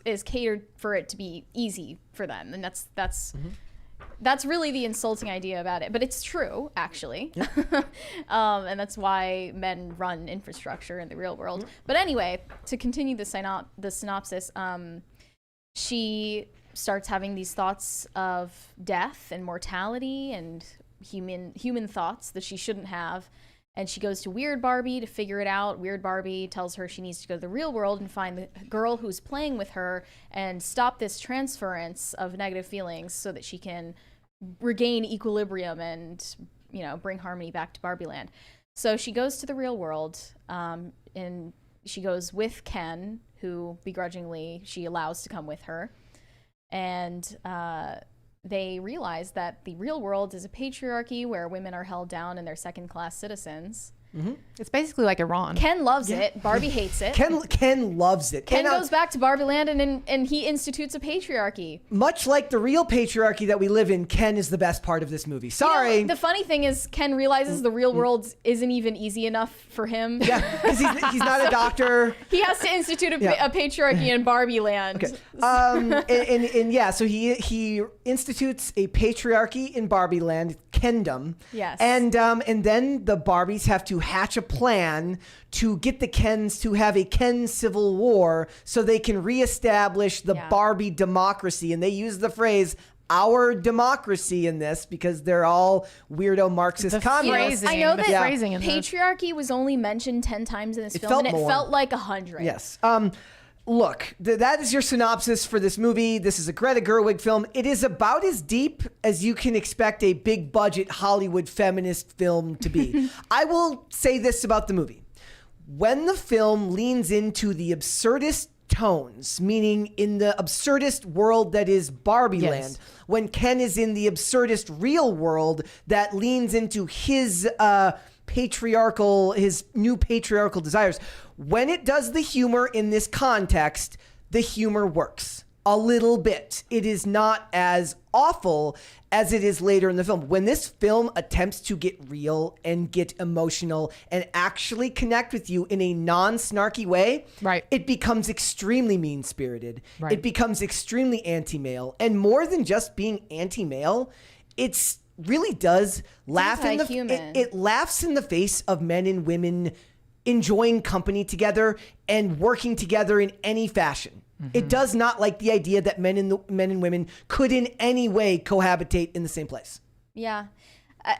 I don't know if this is going to make a lot of sense, but when all of the Kens are singing Matchbox 20 to this was the most abhorrent part of the movie, and they're explaining The Godfather to the Barbies and stuff like this. Let me just say, can I say real quick on The Godfather, because I saw a bunch of people online were complaining about it. So one of the sort of like I guess I should say motifs in this is the idea of men in this mansplaining. You have to mansplain the movie to you, why it's important. And so so people were outraged online. They were saying, how dare that this movie suggests that women haven't seen The Godfather. Well, let me just say, as someone whose name is Colonel Kurtz, and that's a Coppola movie, I've seen The Godfather probably 100 times. If I were to get a pool of 100 women and 100 men, and I were to ask who's seen The Godfather, you're going to have very, very few women who are going to say they've seen it. Here's the problem with it. What they portray as a man over-explaining something to you because he looks down on you is actually a guy who's passionate about something. Who's trying to talk, communicate. To convey something he likes to you so that because he wants you to like it as much as he does. When he performs music for you, it's not because he wants to show off to you inherently. It's because he feels strongly about you and he's trying to connect with you. That might have been the most insulting part of the movie. What stung about that is like this movie really shits on male vulnerability in a very anti-feminist way, weirdly. where it shits on like these desires that men have for women to think they're important and to respect them and admire them and they're care about the laughed at things for that it. they care about. It laughs in the face of those desires that men have that are actually romantic. And I mean, this is the reality. Men are the more romantic sex, because I'm constantly like laughing at like in an endearing way the fact that like men are constantly amazed by women, even though we're just ordinary people, and that's very romantic. And it laughs in the face of men's romantic desires. And also these Kens exist for Barbies to notice them. And Barbie, the stereotypical Barbie, Margot Robbie's character, never noticed her Ken, which seems out of it doesn't really make sense with the logic of Barbie Land that she wouldn't fulfill Ken's desires as the other Barbies do. And that's why he has this like dissonance in him. And you know what they really could have done to like fix this movie is just let them have a romance at the end. All they had to do. And instead Barbie still rejects him. Yep. And he gotta has be an to, independent woman. Yeah, he has to self-actualize without her validation, I guess. And it just like it takes all the wholesomeness out of it. And also it really doesn't I think women need to be taught to be merciful to men, because I mean, this is why we tell women that you need to like reject men in a gracious way. Mm-hmm. You have to have mercy on men because, you know, they're the ones that have to take risks. Mm-hmm. Mm-hmm. And they take the risks of pursuing you despite the risk of rejection or worse. Mm-hmm. And it laughs in the idea of a man ever doing this because they like the idea of rejecting I them. mean, even Gloria's husband is trying to learn Spanish, I assume his And wife's native language, and they embarrass him for that, emasculate him for that, and isn't he such an effing loser for trying to learn about this thing that is, you know, important to his wife. It's there is a deep, it's really funny. Like, this movie is a bit of a litmus test for where you are as far as the cultural consciousness is right now. If you're not aware of Hollywood's ideals and the way Hollywood sees the world, you could see this movie as a good time feminist empowerment movie that's of very little substance, right? But if you actually understand Hollywood's motives, this movie, in a lot of ways, has a pretty veneer that is rotten to its core, and it is ironic in a way that in the end, Ryan Gosling is he's the breakout performer in this film. As far as I'm concerned, the writers seemed like they were more interested in writing mean Ken than they were in writing endearing Barbie. They did a very bad job of making Kendom a bad look place. like a bad place to live. It seemed fun. Honestly, Ken's patriarchy is somewhere I would want to live, at least for a temporary period of time. It wasn't until... And, you know, the Barbies were also enjoying themselves, even though they were brainwashed. They were also brainwashed in the original Barbie Land. They didn't know that they were toys or that they were being played with. And, okay, here's They were living in a matrix before and after. When this is going on, when it's the ridiculous idea of Barbies in Barbie Land, all the feminism it feels very light. It's still mean. It's still ridiculous, but the concept is ridiculous. When the mom character describes the impossible life of just being a woman in the world today and the impossible standards that women have, which, by the way, she refuses to point out, are oftentimes held up to them by other women, not just men. Right. It becomes extremely anti-male. It becomes like there were young girls in this audience that are going to look at men differently because of the way that the men are portrayed in this film. And it's That's not, very sad. it would have made more sense for this movie to take place in the 50s. It would have. Yeah, so that's how I feel about a number of these types of works of art or films, narratives, is that it almost feels like they're responding to a time that has passed. Like they think that we're still stuck in some kind of Mad Men era. It's almost like they long for it. I say this. I think as a foil, I think they do. I point this out. I say this to Mary all the time. I said, my generation, I'm a millennial. I'm 37.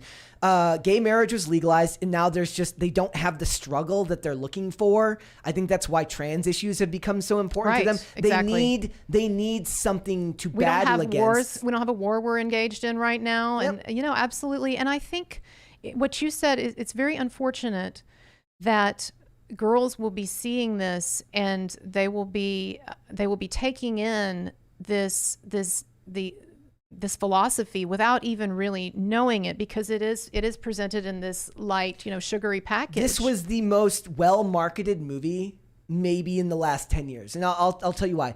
If they had been upfront about the feminism, it would have killed the box office. If they hadn't had a little bit of it come out at the end, it would have been right before the release of the film. It would have been extremely jarring and pushed it against you. I went into it, and now maybe that's because I had to do all the research and everything leading up to it. So we were talking about it a lot. I went into it thinking it was going to be so awful that when it was just the sugary Barbie land feminism, I was like, oh, this is stupid, but it's not that bad. But it wasn't until you got to the stuff where the hard ideology. And that's where you really feel it, right? That's where you feel that it's not just fun. It's not just funny. There is a strong distrust, a strong dislike of men, and it blankets all of them the same. And it laughs at the idea of it. Like when they talk about at the end about Ken's being able to join the government there, you get the idea when Issa Rae, the president Barbie, still bars Ken's from being on the Supreme Court. And it sounds stupid that we're trying to intellectualize something like this, but this is why this channel is why channels like this matter, right? Because you can laugh. It's powerful. You can laugh at people covering this stuff, right? But there's a reason why second wave feminism works so well, why Hollywood was able to create a more harmonious society in a lot of ways, because they showed cultures interacting together. It's powerful. When it's done right, it works. When it's done wrong, it can be dangerous. Right. And there will be girls with no frame of reference, with girls with no dad, girls, people who grew up in a single parent household who don't have a strong male role model to be able to compare this to, that are going to see this. And maybe it doesn't affect them now, but this on top of everything else that they're taught in school, everything else that they learn to the contrary, because everything in society is now telling you that it's the man's fault. Right. There were also boyfriends accompanying their girlfriends to this movie, and it's like they would walk out thinking, "Is that what you really think of me?" Well, that's a great point too, Mary, because I think that sowing this kind of discontent between the sexes, it's not only hurtful to men or women, it's hurtful to both, in that it's helping to degrade our relationships with each other.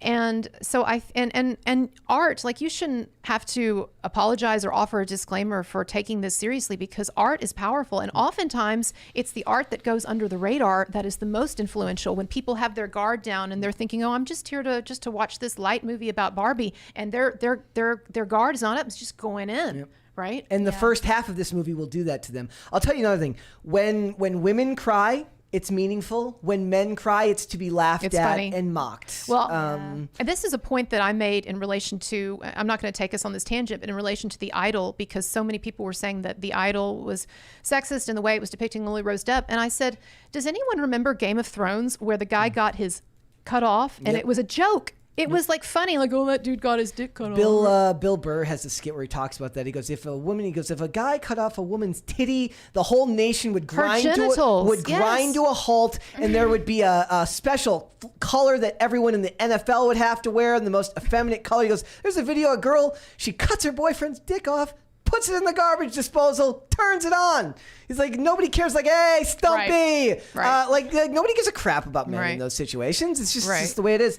Look, if it wasn't for the fact that there were so many men, there were so many young girls at the theater. I wanted to ask them. I wanted to ask all these normal women who watched this movie what they actually thought of it. And I think, like, if you go to see Barbie and you're all dressed in pink, you're going with your girlfriends, it's supposed to be this fun night out, you're drinking your spiked pink smoothie or whatever, and you fell for the marketing, then you're probably going to like it no matter what the content of it is. And you're right, like, unconsciously imbibe that message of vitriol all they had for to men. do was let them fall in love. And it's like that again, like, I'm gonna harp on it, like the scene where the Kens are like singing to the Barbies, they're all singing the same song and the Barbies are feigning interest. It's like, yeah, like sometimes part of being merciful to men as a woman is to like let him explain something that you already understand. And men do it too. I mean, I've so that he can feel like he's yeah. important, or that you can feel like you're sharing. All the men were doing him. that by going to this movie with their girlfriends Or just tonight. like honor his authenticity and honor the fact that he's trying to be vulnerable to you. You know, like that's special.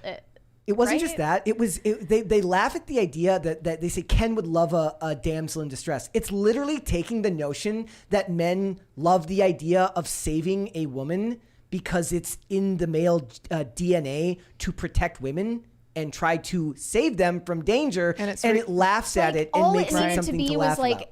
They come to a truce. Ken explains to Barbie, I was only doing all of this because I wanted you to feel unimportant like I felt before, and I wanted you to notice me. And then all she had to do was be like, aw, and kiss at the end. That's all that needed to happen. Yep. I like your version. Yep. I do. I will say that Margot Robbie did a really good job. I think Ryan Gosling I think Ryan Gosling was the performance overshadowed but that's because the writing wanted him to be the star. The writing wanted to the writers wanted to make this about evil Ken, not about good Barbie. But at the scene at the beginning when they're in the real world where Barbie has the visions of the mom hanging with her daughter and she tears up. That's a single shot and it holds. And she pulls those tears from nothing.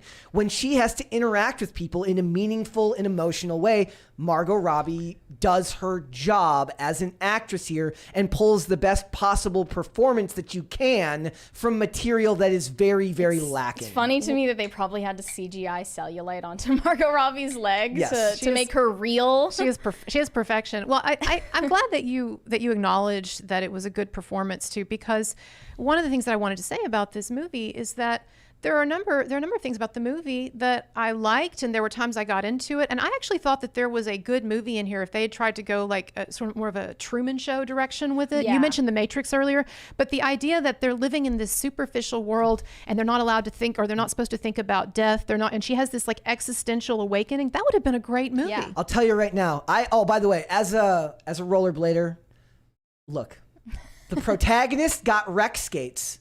The evil corporatists and the CEO got aggressive skates, and they were made black as a dog whistle because they're the bad guys. And frankly, I'm offended by that. I let them know after the fact. But all they had to do was make the CEO the actual villain. Like, he's a doofus in this and he's annoying. But the actual CEO of Mattel would never let that exactly. happen. They were never going to allow that to happen. Right. But you make it about them all wanting to escape Barbie Land, and he's working to keep them there or something like that. There's a movie to be done here. They had to make the CEO of Mattel this like earnest male feminist, but at the same time a shrewd businessman with selfish interests. It didn't really make sense for Will Ferrell's character. Also, but the I do most believe Jim Carrey would have been unlikable better. character in this movie was Sasha, the Gloria's daughter, the teenage girl, who goes off on Barbie and says that she's a fascist, that she's a symbol of consumerism and sexualized capitalism. I don't even know what that means. She was the worst. Yes. Oh, by the way, if that role had been done 6-7 years ago, Zendaya would have played her. Probably. But she was insufferable. The mom was fantastic. I mean, aside from the monologue, which didn't make sense for her character, exactly, Gloria was a likable character. Shockingly likable and kind of okay, right? Until she has to give this monologue, which is completely out of the realm. It's impossible to be a woman. Pointing out like all the ways in which that the things that women have to complain about, there is a male corollary, right? Because we complement each other, right? And all of the ways in which it's impossible to meet their standards, they prove throughout the movie that the men can't meet their standards anyway. Right. So what is the point you're supposed to be making? Well, here? it kind of reminds me of some of the discussion around the Jonah Hill controversy. Now, I don't agree with some of his standards for appropriate swimsuit shots and things like that, but I think that the attacks that he's been getting, the narrative, the popular narrative around him, I think that it is very sort of one-dimensionally focused on, oh, this guy has this standard for her, or he wants her to behave in this way, and not seeing a kind of reciprocity there, that both sexes have to make concessions in relationships. There are things that my guy wants from me that I don't agree with and that I want from him. And so I think that this disregard for male feelings and for the idea that men also have a sensitivity and men have their own struggles, I think that is really lacking in these kinds of simplistic narratives that would look at like a Jonah Hill as some kind of evil misogynist villain, or in this movie what we see, in relation to the way gender is depicted. Yep. I think, and I'll be very careful with my words here. I think that when it comes to men, like there is no benefit of the doubt given to your intentions. Right. So you are no longer given the benefit of the doubt that what you meant is what you meant. You must always look into it in the worst and most fractured lens possible Sinister. about what he meant by that. And one of the problems that I have is like, a lot of the time growing up, we've taught women not to settle, don't settle for less than you deserve, which is a fantastic one note message to give someone, but it's not something that universally applies to relationships, because relationships require by their very nature give and take. And some degree of settling. And what we've told women is that if a man asks you to settle for something, it's oppressive, and he's doing it to hold you back. It's doing it because he doesn't want you to join the Supreme Court. That's why your husband or your boyfriend, he doesn't think you belong in the Supreme Court, and that's why he's asking you not to wear that dress out with your girlfriends. That's why. And I think what this movie is it has all of the deep narrative that you can allow a $100 million feminist movie to be. Right. I think it's going to make a lot of money. Oh, it's going to be it's very judging successful. And I'll give them this. I will say that in an industry that has worked very hard to pander to women with everything but the things women like, making a bunch of action movies starring women that women don't want to see because women want to go see muscular dudes do action movies. Let's face it. You're actually getting a movie that's made for girls and for women. You need to come out and support it. From what I saw, that's what was happening. They need to continue to do so. Otherwise, they're not going to make more movies like this. I wish they would make a more balanced version of it, but you got to come out and support the movie if you want to see more movies actually made for women. They should have made this movie more kid-friendly, knowing that a lot of parents were going to be bringing their kids to it. I didn't like the sexual innuendos being put in there. It was unnecessary. Yep. I think it's interesting. You mentioned as well that that women also want to, it's not just guys who want to see action flicks with, muscular men or whatever. I mean, women want to see that too. And I think that there's a degree with some of these scenarios where women are being told that what their preferences are not feminist and they're not okay. I'll give you an example. We don't have time to get into it, but this whole Rammstein controversy, German band Rammstein, they've gotten into some trouble because they were having attractive women on the front row of their shows. They had a separate row. It was called Row Zero. And they would invite attractive kind of Instagram looking type women to go to the front row and hang out during the concert and go to parties. And people were saying, there were all these people saying, that's so sexist that they just want hot women on the front row. I'm thinking, I only want to see hot women on the front row too. Like, like I'm a woman. I like seeing pretty women. And well, the thing is they won't allow that in movies anymore because movies, especially action movies, are now almost entirely sexless. It was so ironic that a lot of the girls who got all dressed up to see Barbie were more attractive than the girls who were actually cast as Barbies in this movie. They were the tall, skinny blondes that should have been in this movie. When I was doing the interview earlier with Larry O'Connor, it was like, he says like, oh, and then it's like, if this has been made later, there'll be trans Barbie. I'm like, no, there's trans Barbie in the movie. There's already of course. I was like, that's a given. I was like, that was always going to happen. Sorry. You thought that we wouldn't clock the voice. Yeah, like. Also, the third act was just super phoned in. Like, you could tell they just forgot to write they had no idea what the hell to do at the end. Oh crap, what do we do? There's an example of this. One of my favorite examples. There's a hilarious X-Files episode called Gender Bender, which I've referenced plenty of times because it is ultra mega problematic now. Holy crap! There's gay panic. There's all this stuff and that wouldn't be allowed today. But this episode actually had some unique concepts that they tried to play with. It's a cult in the middle of Amish country or Mormon country, which is, it was interesting charming, and it was the kindred. But then they had no idea how to end the episode, so they just cut to a crop circle. They don't explain what the frick the crop circle means. They're like we're a sci-fi show. We probably can only do this once or twice, but like I got nothing. Just cut to the crop circle. That's what this ending felt like, with Barbie becoming human, with the creator of the Barbie doll. And to her credit, Margot Robbie and the other actress, they gave about as good of a performance as you can here, but it felt very Hollywood. It felt very manufactured.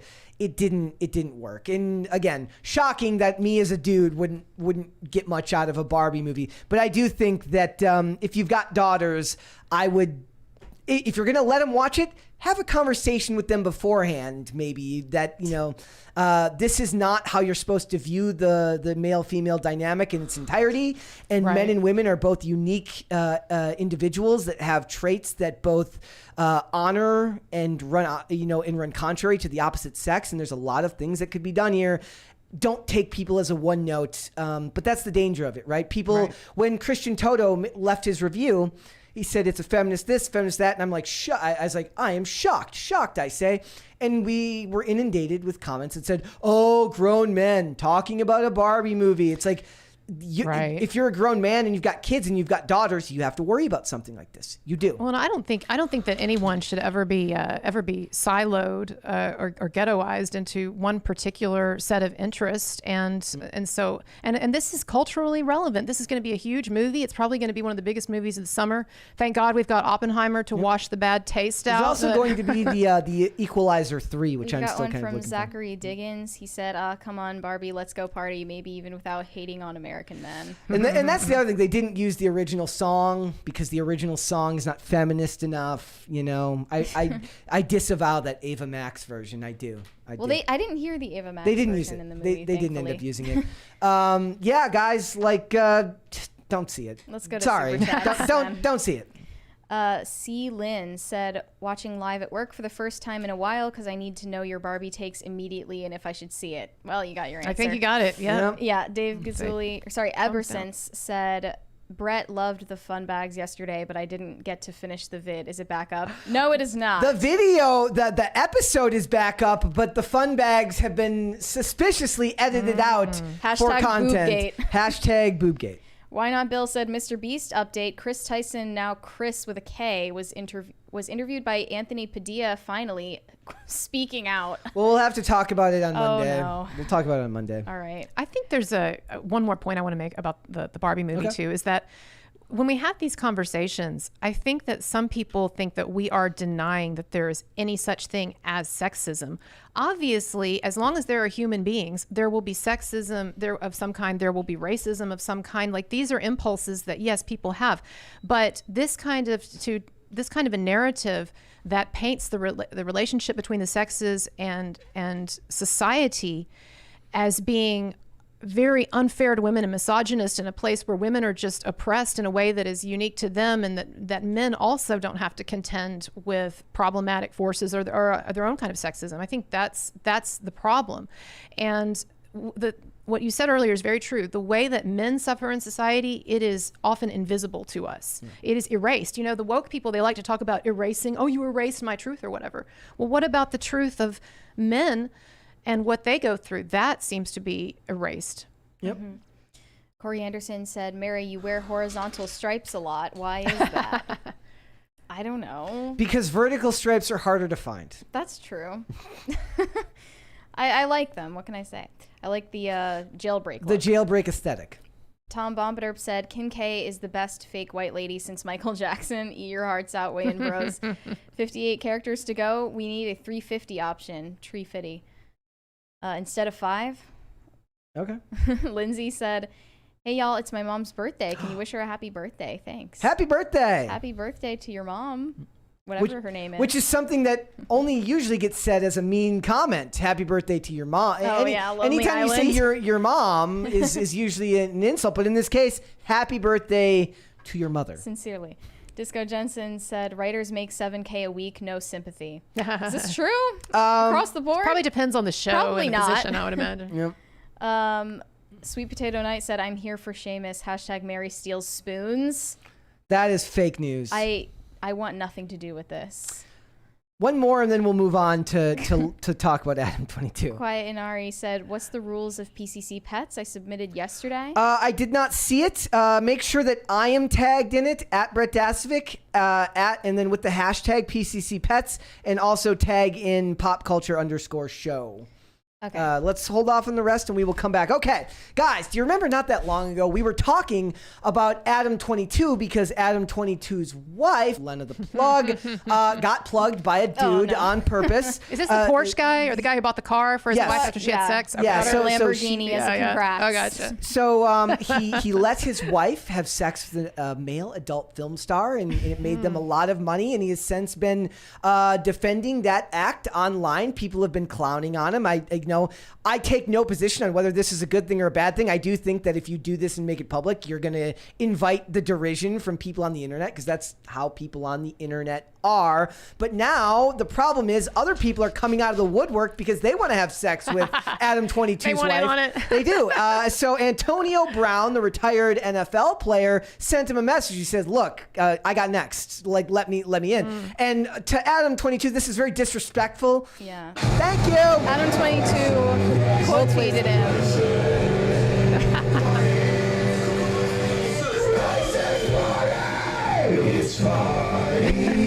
He says, "Look, I let my wife get drilled by a trained professional. The idea that I would let her, get plugged by just some rando who happened to play pro Only the football, best. that is offensive," he says. He finds it very offensive. So Adam 22 quote tweeted Antonio Brown and said, "What are you going to do with it, your little ass meat?" Ooh. Got him. But Adam 22 has just been trying really hard to be in on the joke throughout this entire controversy, and it's not working. It just comes off as a huge cope. Yeah, we're not to the point in society where people see being cucked as a sign of masculine. We're still not there. So I don't think we're ever gonna get there. Thank God. But I mean, this is something they've done a lot. They have this show called Plug Talk, and they have a guest on, and it's a female guest, and then afterwards they have a threesome and they release the video of their threesome. This is something they do. But people are saying it's sexist because it was only seen as degrading to Adam 22 when it was a man involved. I mean, the difference... I think it's degrading probably to anyone. I don't know. I'm probably a prude on that. I don't like the idea. Of course, yeah. But I mean, the difference is very stark and noticeable to anyone who's not, delusional. Absolutely. So what was as I've heard a little bit about it, but what's the aim here? Are they just trying to get a lot of publicity? Is that what's going on? In this, yeah, does he really want someone to screw his wife? Money off of this video. Yeah. And more to come, I'm sure. And they're porn stars, both of them, yes? Yes. Okay. Yes, both of them. Okay. But it was... So it's just another day at the office, basically. Yeah. But there she was normally this tweet did that was girl scenes. There was a tweet that was Okay. a male porn star's wife, who's also a female porn star, had sex with another male porn star. Why are we still talking about this? And it's simply because... well, that car video was funny. Well, yeah. Adam 22 is milking it for more money, and that's really all he seems to care about. Get your bag, King. There was this video that TMZ, from Adam 22, TMZ posted it. Let's. Yeah, I got it. So here. she was only doing woman on woman until this. Yeah. She's kind of like, I remember Jenna Jameson years ago said that she would only do anal with her husband. That was. Good stuff. What yeah, happened? I saw you tweet about this earlier today. Oh, well, that was a different topic. But yeah, she was like, yes, I only save anal for my husband. Well, it's the little things. Standards, dude. It's the little That's things. standards. All right, let's watch this video here. By the way, whoever the guy who does the interview with him is my favorite person ever, because he's just I love the fact that they're just not traditional interviewers, and he just listen. It's funny. Antonio Brown. Man, this dude. I gotta know. Look, you responded to him, but you didn't quite say that's out of the question. Or would you legitimately consider it? Let me explain something. My wife worked with a trained adult male porn star. Look, he was a professional. It's not like she's up for grabs for any horny dude in the industry whose career is falling Typical apart. Californian. You gotta have And I'm gonna give you an credentials. exclusive. Is that so? His team reached out to my team yesterday after he sent the tweet, and they said, Antonio's down to drive to LA and do an interview with Adam. My team says, okay, cool, like we're gonna tell Adam. I said, all right, yeah, I'll do it. This will be some good content. Yeah. They wanted $5,000. I was like, it's not happening. He must be broke or something. I looked him up on Google. It says he's worth 20 million, but I mean, he's out here scrounging up, trying to get 5,000 out of me to do the interview. I'm like, why am I gonna give you 5,000 for disrespecting my wife on Twitter, you piece of shit? Yeah. No. So there's some. I feel like there's some confusion. Maybe you can set it straight for everybody. Like, yo, it's not like you said. It's not like, yo, everyone come line up, like, type of shit. That's disrespectful. Yeah, like, it was a business move. Nah, we've done some trolling, like even yesterday or a couple days ago. I was on a stream with Andrew Tate, and I was telling him, like, oh, Andrew, we should have a threesome and everything like that. to be totally fair, Andrew Tate might be at the level where we would consider it. Antonio Brown, to me, is basically a homeless person. I'm not a football fan. I don't know anything about his catalog. To me, he's just some fuckhead with CTE who's, like, wilding out on the field, and I see clips of him making a fool out of himself. So, I mean, the idea that I'm going to let this piece of shit fuck my wife, it's not happening. And I'm not giving you $5,000 for an interview either.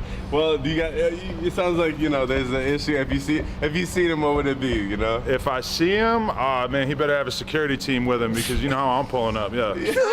Okay, I do like the idea that he's like, it's not that he doesn't want to let somebody do his wife. It's that you have to have the right credentials, just like those arborists. Licensed arborists. As long as you've got your proper license and credentials, Your porn and license. and your vaccinations are up to date, you know, it's fine. But the idea that just any guy could do it, now that's offensive. That's you know. Why Andrew Tate though?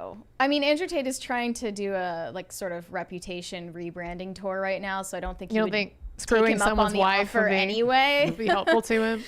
But look, it's funny because like these stories are always kind of like this weird type of it's still subculture, right? Like back in the 90s or the 2000s, you'd hear about stuff like this, and it was very much dark in the darker corners of either the internet or chat rooms, things like that. Now it's very much mainstream, but it's still something that even if it's mainstream, the average person's going to have a hard time identifying with, right? Like the average person's just like, no, I would rather.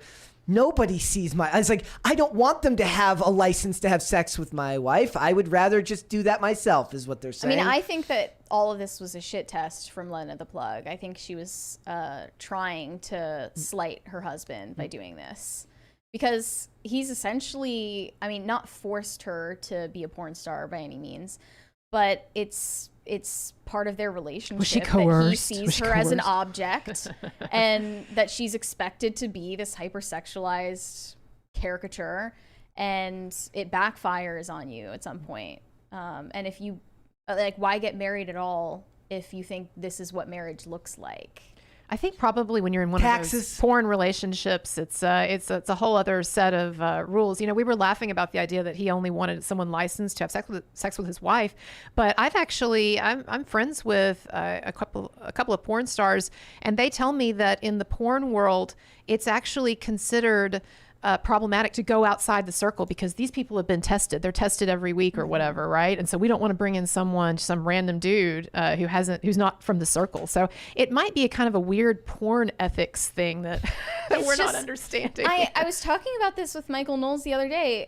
Why is consent, whether something is consensual or not, the like pinnacle of whether something is okay? Like, why is that the morality of our day? Whether something is You're saying it's a low bar. It should be. Right. Shouldn't we, or whether something is legal, we should be talking about the morality of an action, right? I think it just shows whether it's actually degrading to someone on a spiritual level to do something, not whether it's consensual. I guess there's different levels of, I mean, I sort of a purely libertarian sense. I think that people, as long as something is consensual, then it should be okay. It should be legal. But whether something should be legal and whether it's morally, ethically, psychologically healthy, I'm not sure. I think maybe some things should be illegal just on the grounds that they're degrading to society, not because they, violate anyone's non-aggression principle. I feel like we've gotten very far away from that in society right now. The idea is beyond the non-aggression principle is like you're not supposed to really have an opinion of anybody doing anything outside of your own actions. Stay in your lane is the case. Except if it's Me Too. Unless then when it comes to Me Too stuff, where my thoughts were going during like your segment talking about Me Too is like, this is just the natural consequence, the backfire of I guess live and let live. live and let live, but also like allowing women to have Mary's like, this full take away the agency vote. in society, which we know that they're not equipped to use. Let me say they've shown that they are not capable of having full agency in society. Have they Mary's not? got some spicy Is Me takes. Too not evidence of that? Well, I'm not going to agree with that. I get your perspective, but let me say this that I think you will agree with. I think that part of what's going on now with Me Too and with this this impulse to turn everything into an assault situation when it was really just emotional, or he coerced me or whatever. I think what's happened is the sexual revolution. It took away this sense of propriety in people's behaviors. And so I think what women are saying when they say it was non-consensual, they don't mean literally it was non-consensual. What they're saying is it wasn't gentlemanly. We had sex and then he discarded me, or he treated me like this, or it went further than I was comfortable with, even though I didn't say anything. And it's not gentlemanly behavior. But we don't have those strictures anymore in society because we don't. And I think what's going on as well is that women want men to behave as gentlemen still, but don't want to be ladies. There's no impulse. Yes, exactly. There's no imperative for women to be ladies. So the sexual double standard is actually flipped now. Right. It's Well, really the sexual crazy. revolution took any vocabulary away from us to describe something that was problematic, maybe. that was like that feels violating or degrading, Yes. but isn't non-consensual. Yes. Like, But isn't this a big part of what the red pill space talks about when they say that women want a guy to act traditional in the fact that they want him to provide for her. Right. They want him to pay for the house, pay for the car, pay for all these things, but they don't want to do the things that were at one time expected of a woman to do in that situation, meaning take care of the home. Did we cover the case where the woman's like, she basically talks about how like her husband does that, but she's got cleaners and people because she doesn't want to do the stuff around the house. And now there are stay-at-home girlfriends and stay-at-home wives who will never bear children. Because they don't want to be held to any standard. The men can be held to a standard. The women cannot be held to any standard. It comes back to that Barbie movie. That's what they were making fun of in Kendom, where he was proposing this offer to Barbie to be his long-term, casual, low-commitment girlfriend. Is that not what feminists are angry about? Like, is that they're not given any commitment from men? I thought they wanted to be the law because they got to focus on their career. They got to focus on their mid-level marketing job. But there's obviously a cognitive dissonance And there. I see people in the comments making jokes about, Kurtz is correct, Sharia is the answer. No.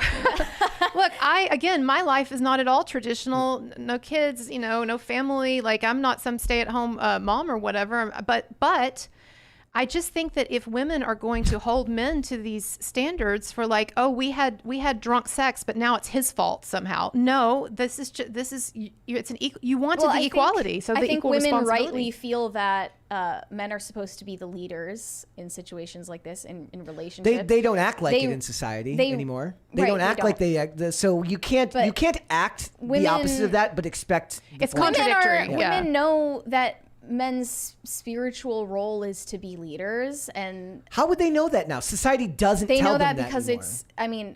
I'm religious, so I know that there's this natural law that's written on our hearts, and we know what men and women are and what their roles are, and it's something that's indelible in us, and we can deny it all we want, but the consequences of ignoring those roles are backfiring on us clearly. Me Too is part of that, and I think when women get into these situations where they maybe say they were coerced or they were forced or violated in some way, they're looking for a vocabulary for what they're feeling. They're looking for a vocabulary to describe a situation where they were not treated with the dignity that they have. And everyone has it. Everyone, because we have souls, has a dignity that cannot be taken away from you. And if you were in a certain sexual encounter that is contrary to that, you're going to feel violated because something in you was violated.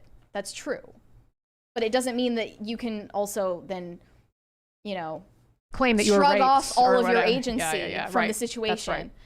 Right. But they do believe that, and also women feel validated by group affirmation and by approval from people, and men feel validated by taking risks and the opposite of that. They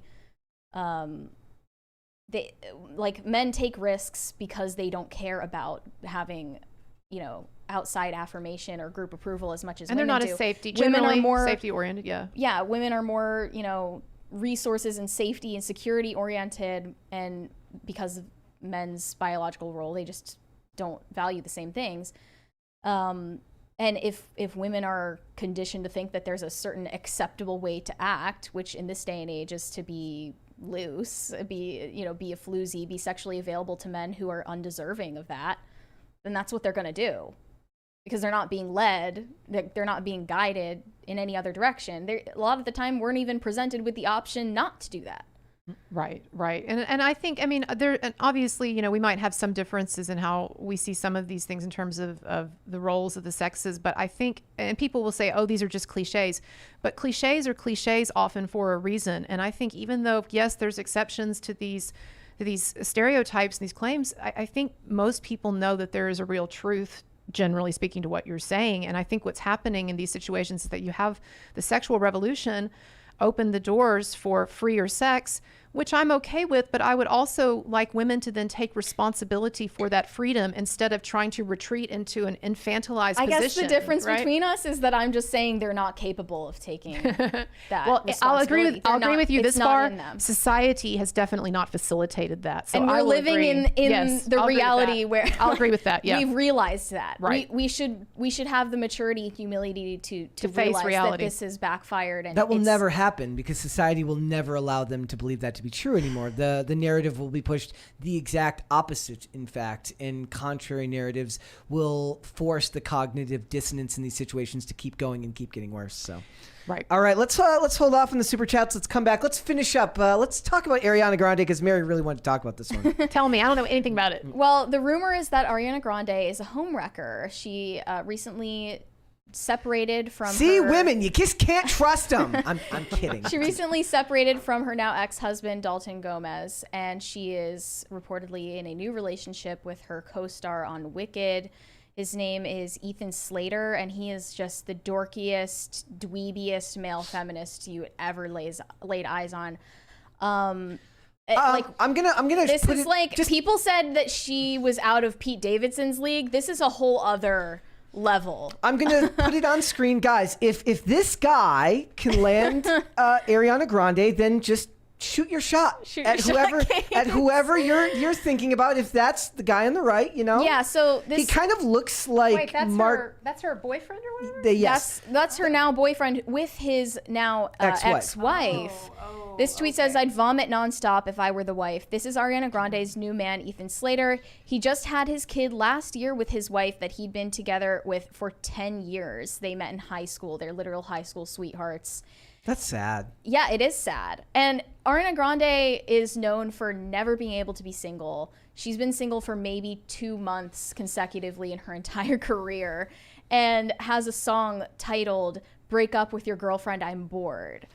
She is notorious for cheating, for being a serial cheater and being with serial cheaters. Look, I'm no prize, but I got something on this guy. I think I could slide into her DMs. Yeah, try it. Go for She's it. clearly up for grabs. Go for it. But there are conflicting reports, so I'm assuming that this anonymous source to TMZ that said Dalton Gomez is already dating someone new since their separation might have been Scooter Braun.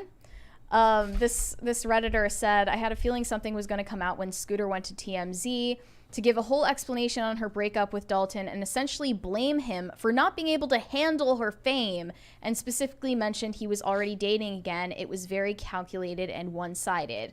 And that was the narrative. It's just like BB Rexa posting that screenshot from her That's the next thing. Now all the women are just posting their It's that, men's private messages. He just couldn't handle your success. He felt threatened by your success. That's why he left you. That's an easier They love to trot story that out, don't they? to stomach than that, he's just not that into you. Right. In the chat, Eugene says, Ariana Grande sounds like something you get at a Starbucks. There was an Ariana Grande Starbucks drink. Yes, the cloud drink. But yeah, all of these fans of hers were saying Dalton Gomez is a misogynist because he got with her when they were in the middle of COVID and she wasn't working, but when she went back to her normal schedule and had to be traveling the world and doing the things that a pop star does, he was dissatisfied because he felt like he was deserving of more of her time. She's only got 377 million subscribers. I'm about to shoot my shot right now. Do it. Well, I agree with the person who said that you're better looking than you're giving yourself credit for. So there you go. I feel like these are the types of situations. This is very Hollywood.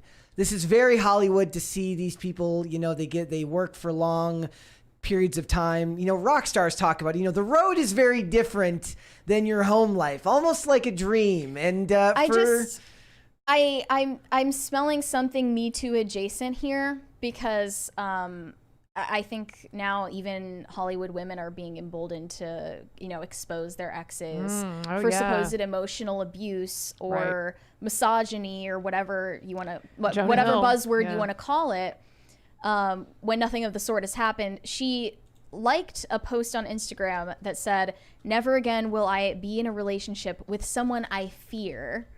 And this is just very backhanded because she's aware that people are keeping track of her social media. It's all intentional. And they're going to see that she liked this post. They're going to level accusations at her now ex-husband. It's all very weird to me. And no matter what she reveals or doesn't reveal about the end of their relationship, her fans are going to assume the worst of him and demonize him. Yeah. Now that it's real dangerous to get into any type of relationship with somebody with a very large platform now, because they will always be able to turn the public or even in their without favor. one. If you could, like we see, like Jonah Hill, his ex Sarah Brady, and I know she's a semi-famous surfer, I guess, but you really don't even have to be famous anymore. And you were talking about how there seems to now be this trend with people exposing exes, not for abuse, but just for being, bad boyfriend or controlling boyfriend or what have you. And that's where I come down on the Jonah Hill thing, for instance, is that I don't understand why it is our business if he was a little too controlling or if he wasn't or whatever. We just get these decontextualized texts. They're completely out of context. We don't know what it's responding to or anything. And then we're supposed to shame this person and cancel them? Yeah. And the reason I'm calling her a homewrecker is because she is not divorced from Dalton Gomez. They are merely separated. Oh, really? Neither of them have even filed for divorce yet. Her and Ethan Slater, neither of them have filed for divorce. And I suspect that possibly one or both of them were cheating on their spouse at the time that they began dating.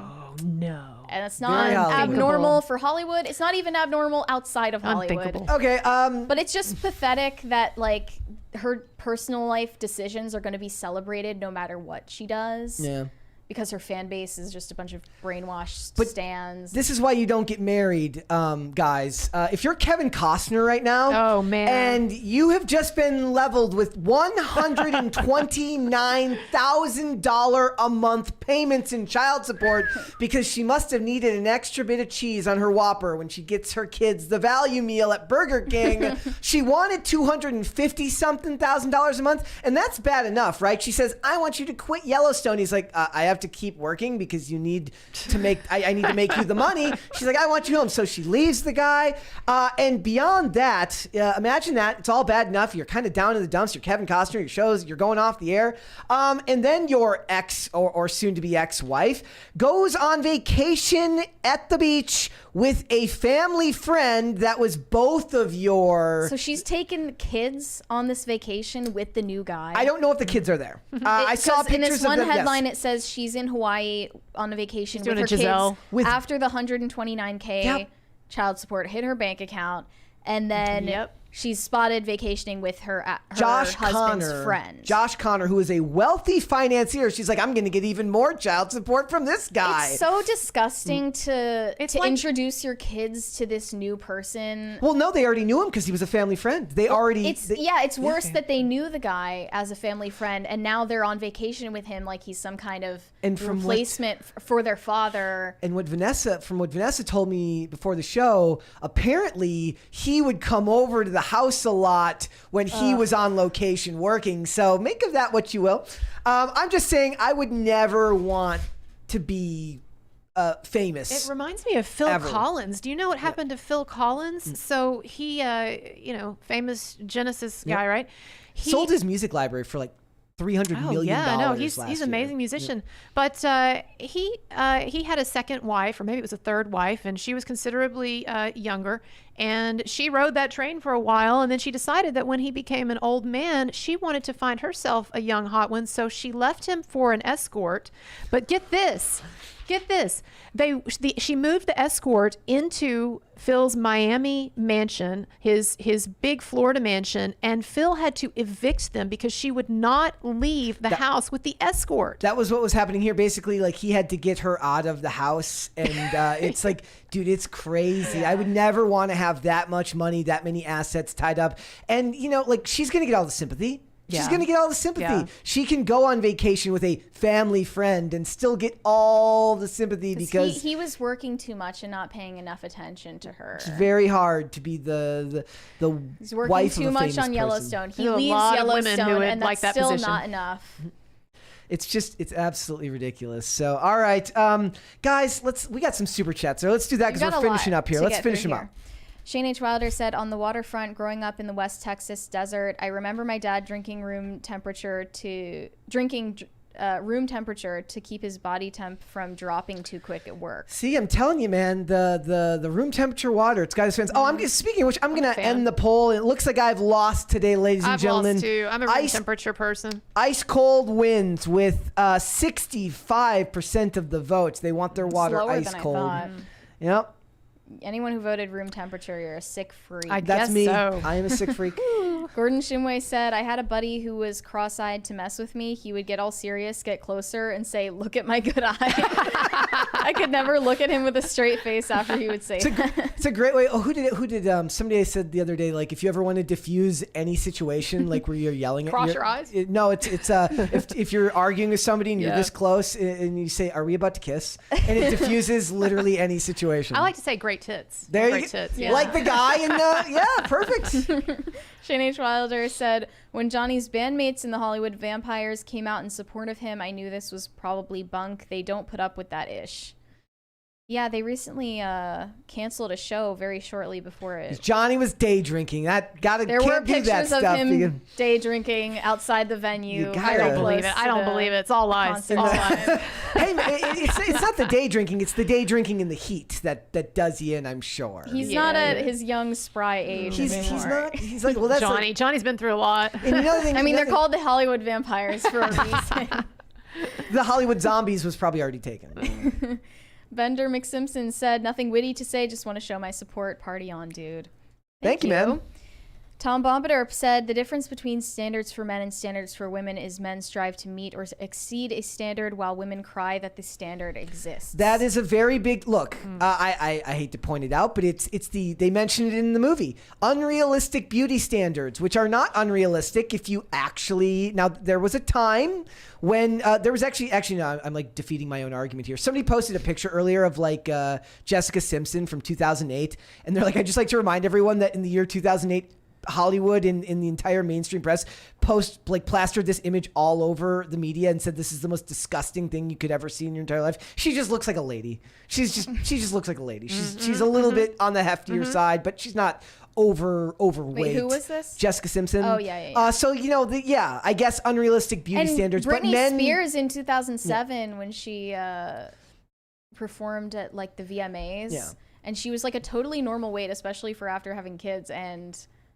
Yeah, she was like eviscerated. But men see these things as standards to meet. Men are aspirational. That's why they look up to the comic book characters. They wish they could look like that guy. They don't see it as an insult. They don't see it as degrading to who they are because they don't look like that. They say, I wish I looked like that. I got to go to the gym and the standards for men have been getting more strict or aspirational. Like, I mean, if you go back and you look at the famous sex symbols from the 50s, 60s, whatever, Richard Burton or whatever, and you see, I mean, they've got kind of, flabby thing going on or whatever. It's not the washboard Brad Pitt anymore. There was oddly enough a Tom Cruise article that he wrote for like a magazine in like 2006 where he said like the number one thing you can do is take care of yourself, your physical appearance as an actor, because you have like you're in an image business that matters. But there was a great I always reference this. Honest Trailers did a thing for the original Ghostbusters, and they have the thing of all of the main Ghostbusters together and says this is what a movie star looked like in the 80s, and it's Dan Aykroyd, Bill Murray, and they're just they're just middle-aged looking dudes. Right. They've got bald spots. Right. And they're not handsome. Right. They're just dudes. Right. And but now, the actors are in good shape, and everyone should at least, if not aspire to look fantastic, aspire to be healthy. There was a grain of truth in Gloria's monologue in Barbie, but it was all undermined by the fact that it wouldn't acknowledge that some of these unfair standards are enforced from within By women. the sex, Right. the female sex. That Well, a lot she of these points it unfair out. standards. Well, how did she point that out? She says you have to be thin, but you can't be too thin. There But was other. all of it was implied that men are the ones enforcing these standards. I can't remember them off the top of my head. There was a couple there that were about that would have applied almost entirely to women, though I can't think of them And off there the top of wasn't my head. any example from when Barbie was in the real world where women were unfair to her. Well, no, Mary, because women are. It's It the was biggest also lie in Hollywood. All women love each other. counterfactual. Are we going to acknowledge that there are women on the Supreme Court? Are we going to acknowledge that there are probably a lot of women on the board of Mattel? What if there had been no would have been one great way for them to even it out, and it would have been really funny if they had a female construction worker who was also lewd to them. Like if there was just a female construction worker there who just hits on Barbie.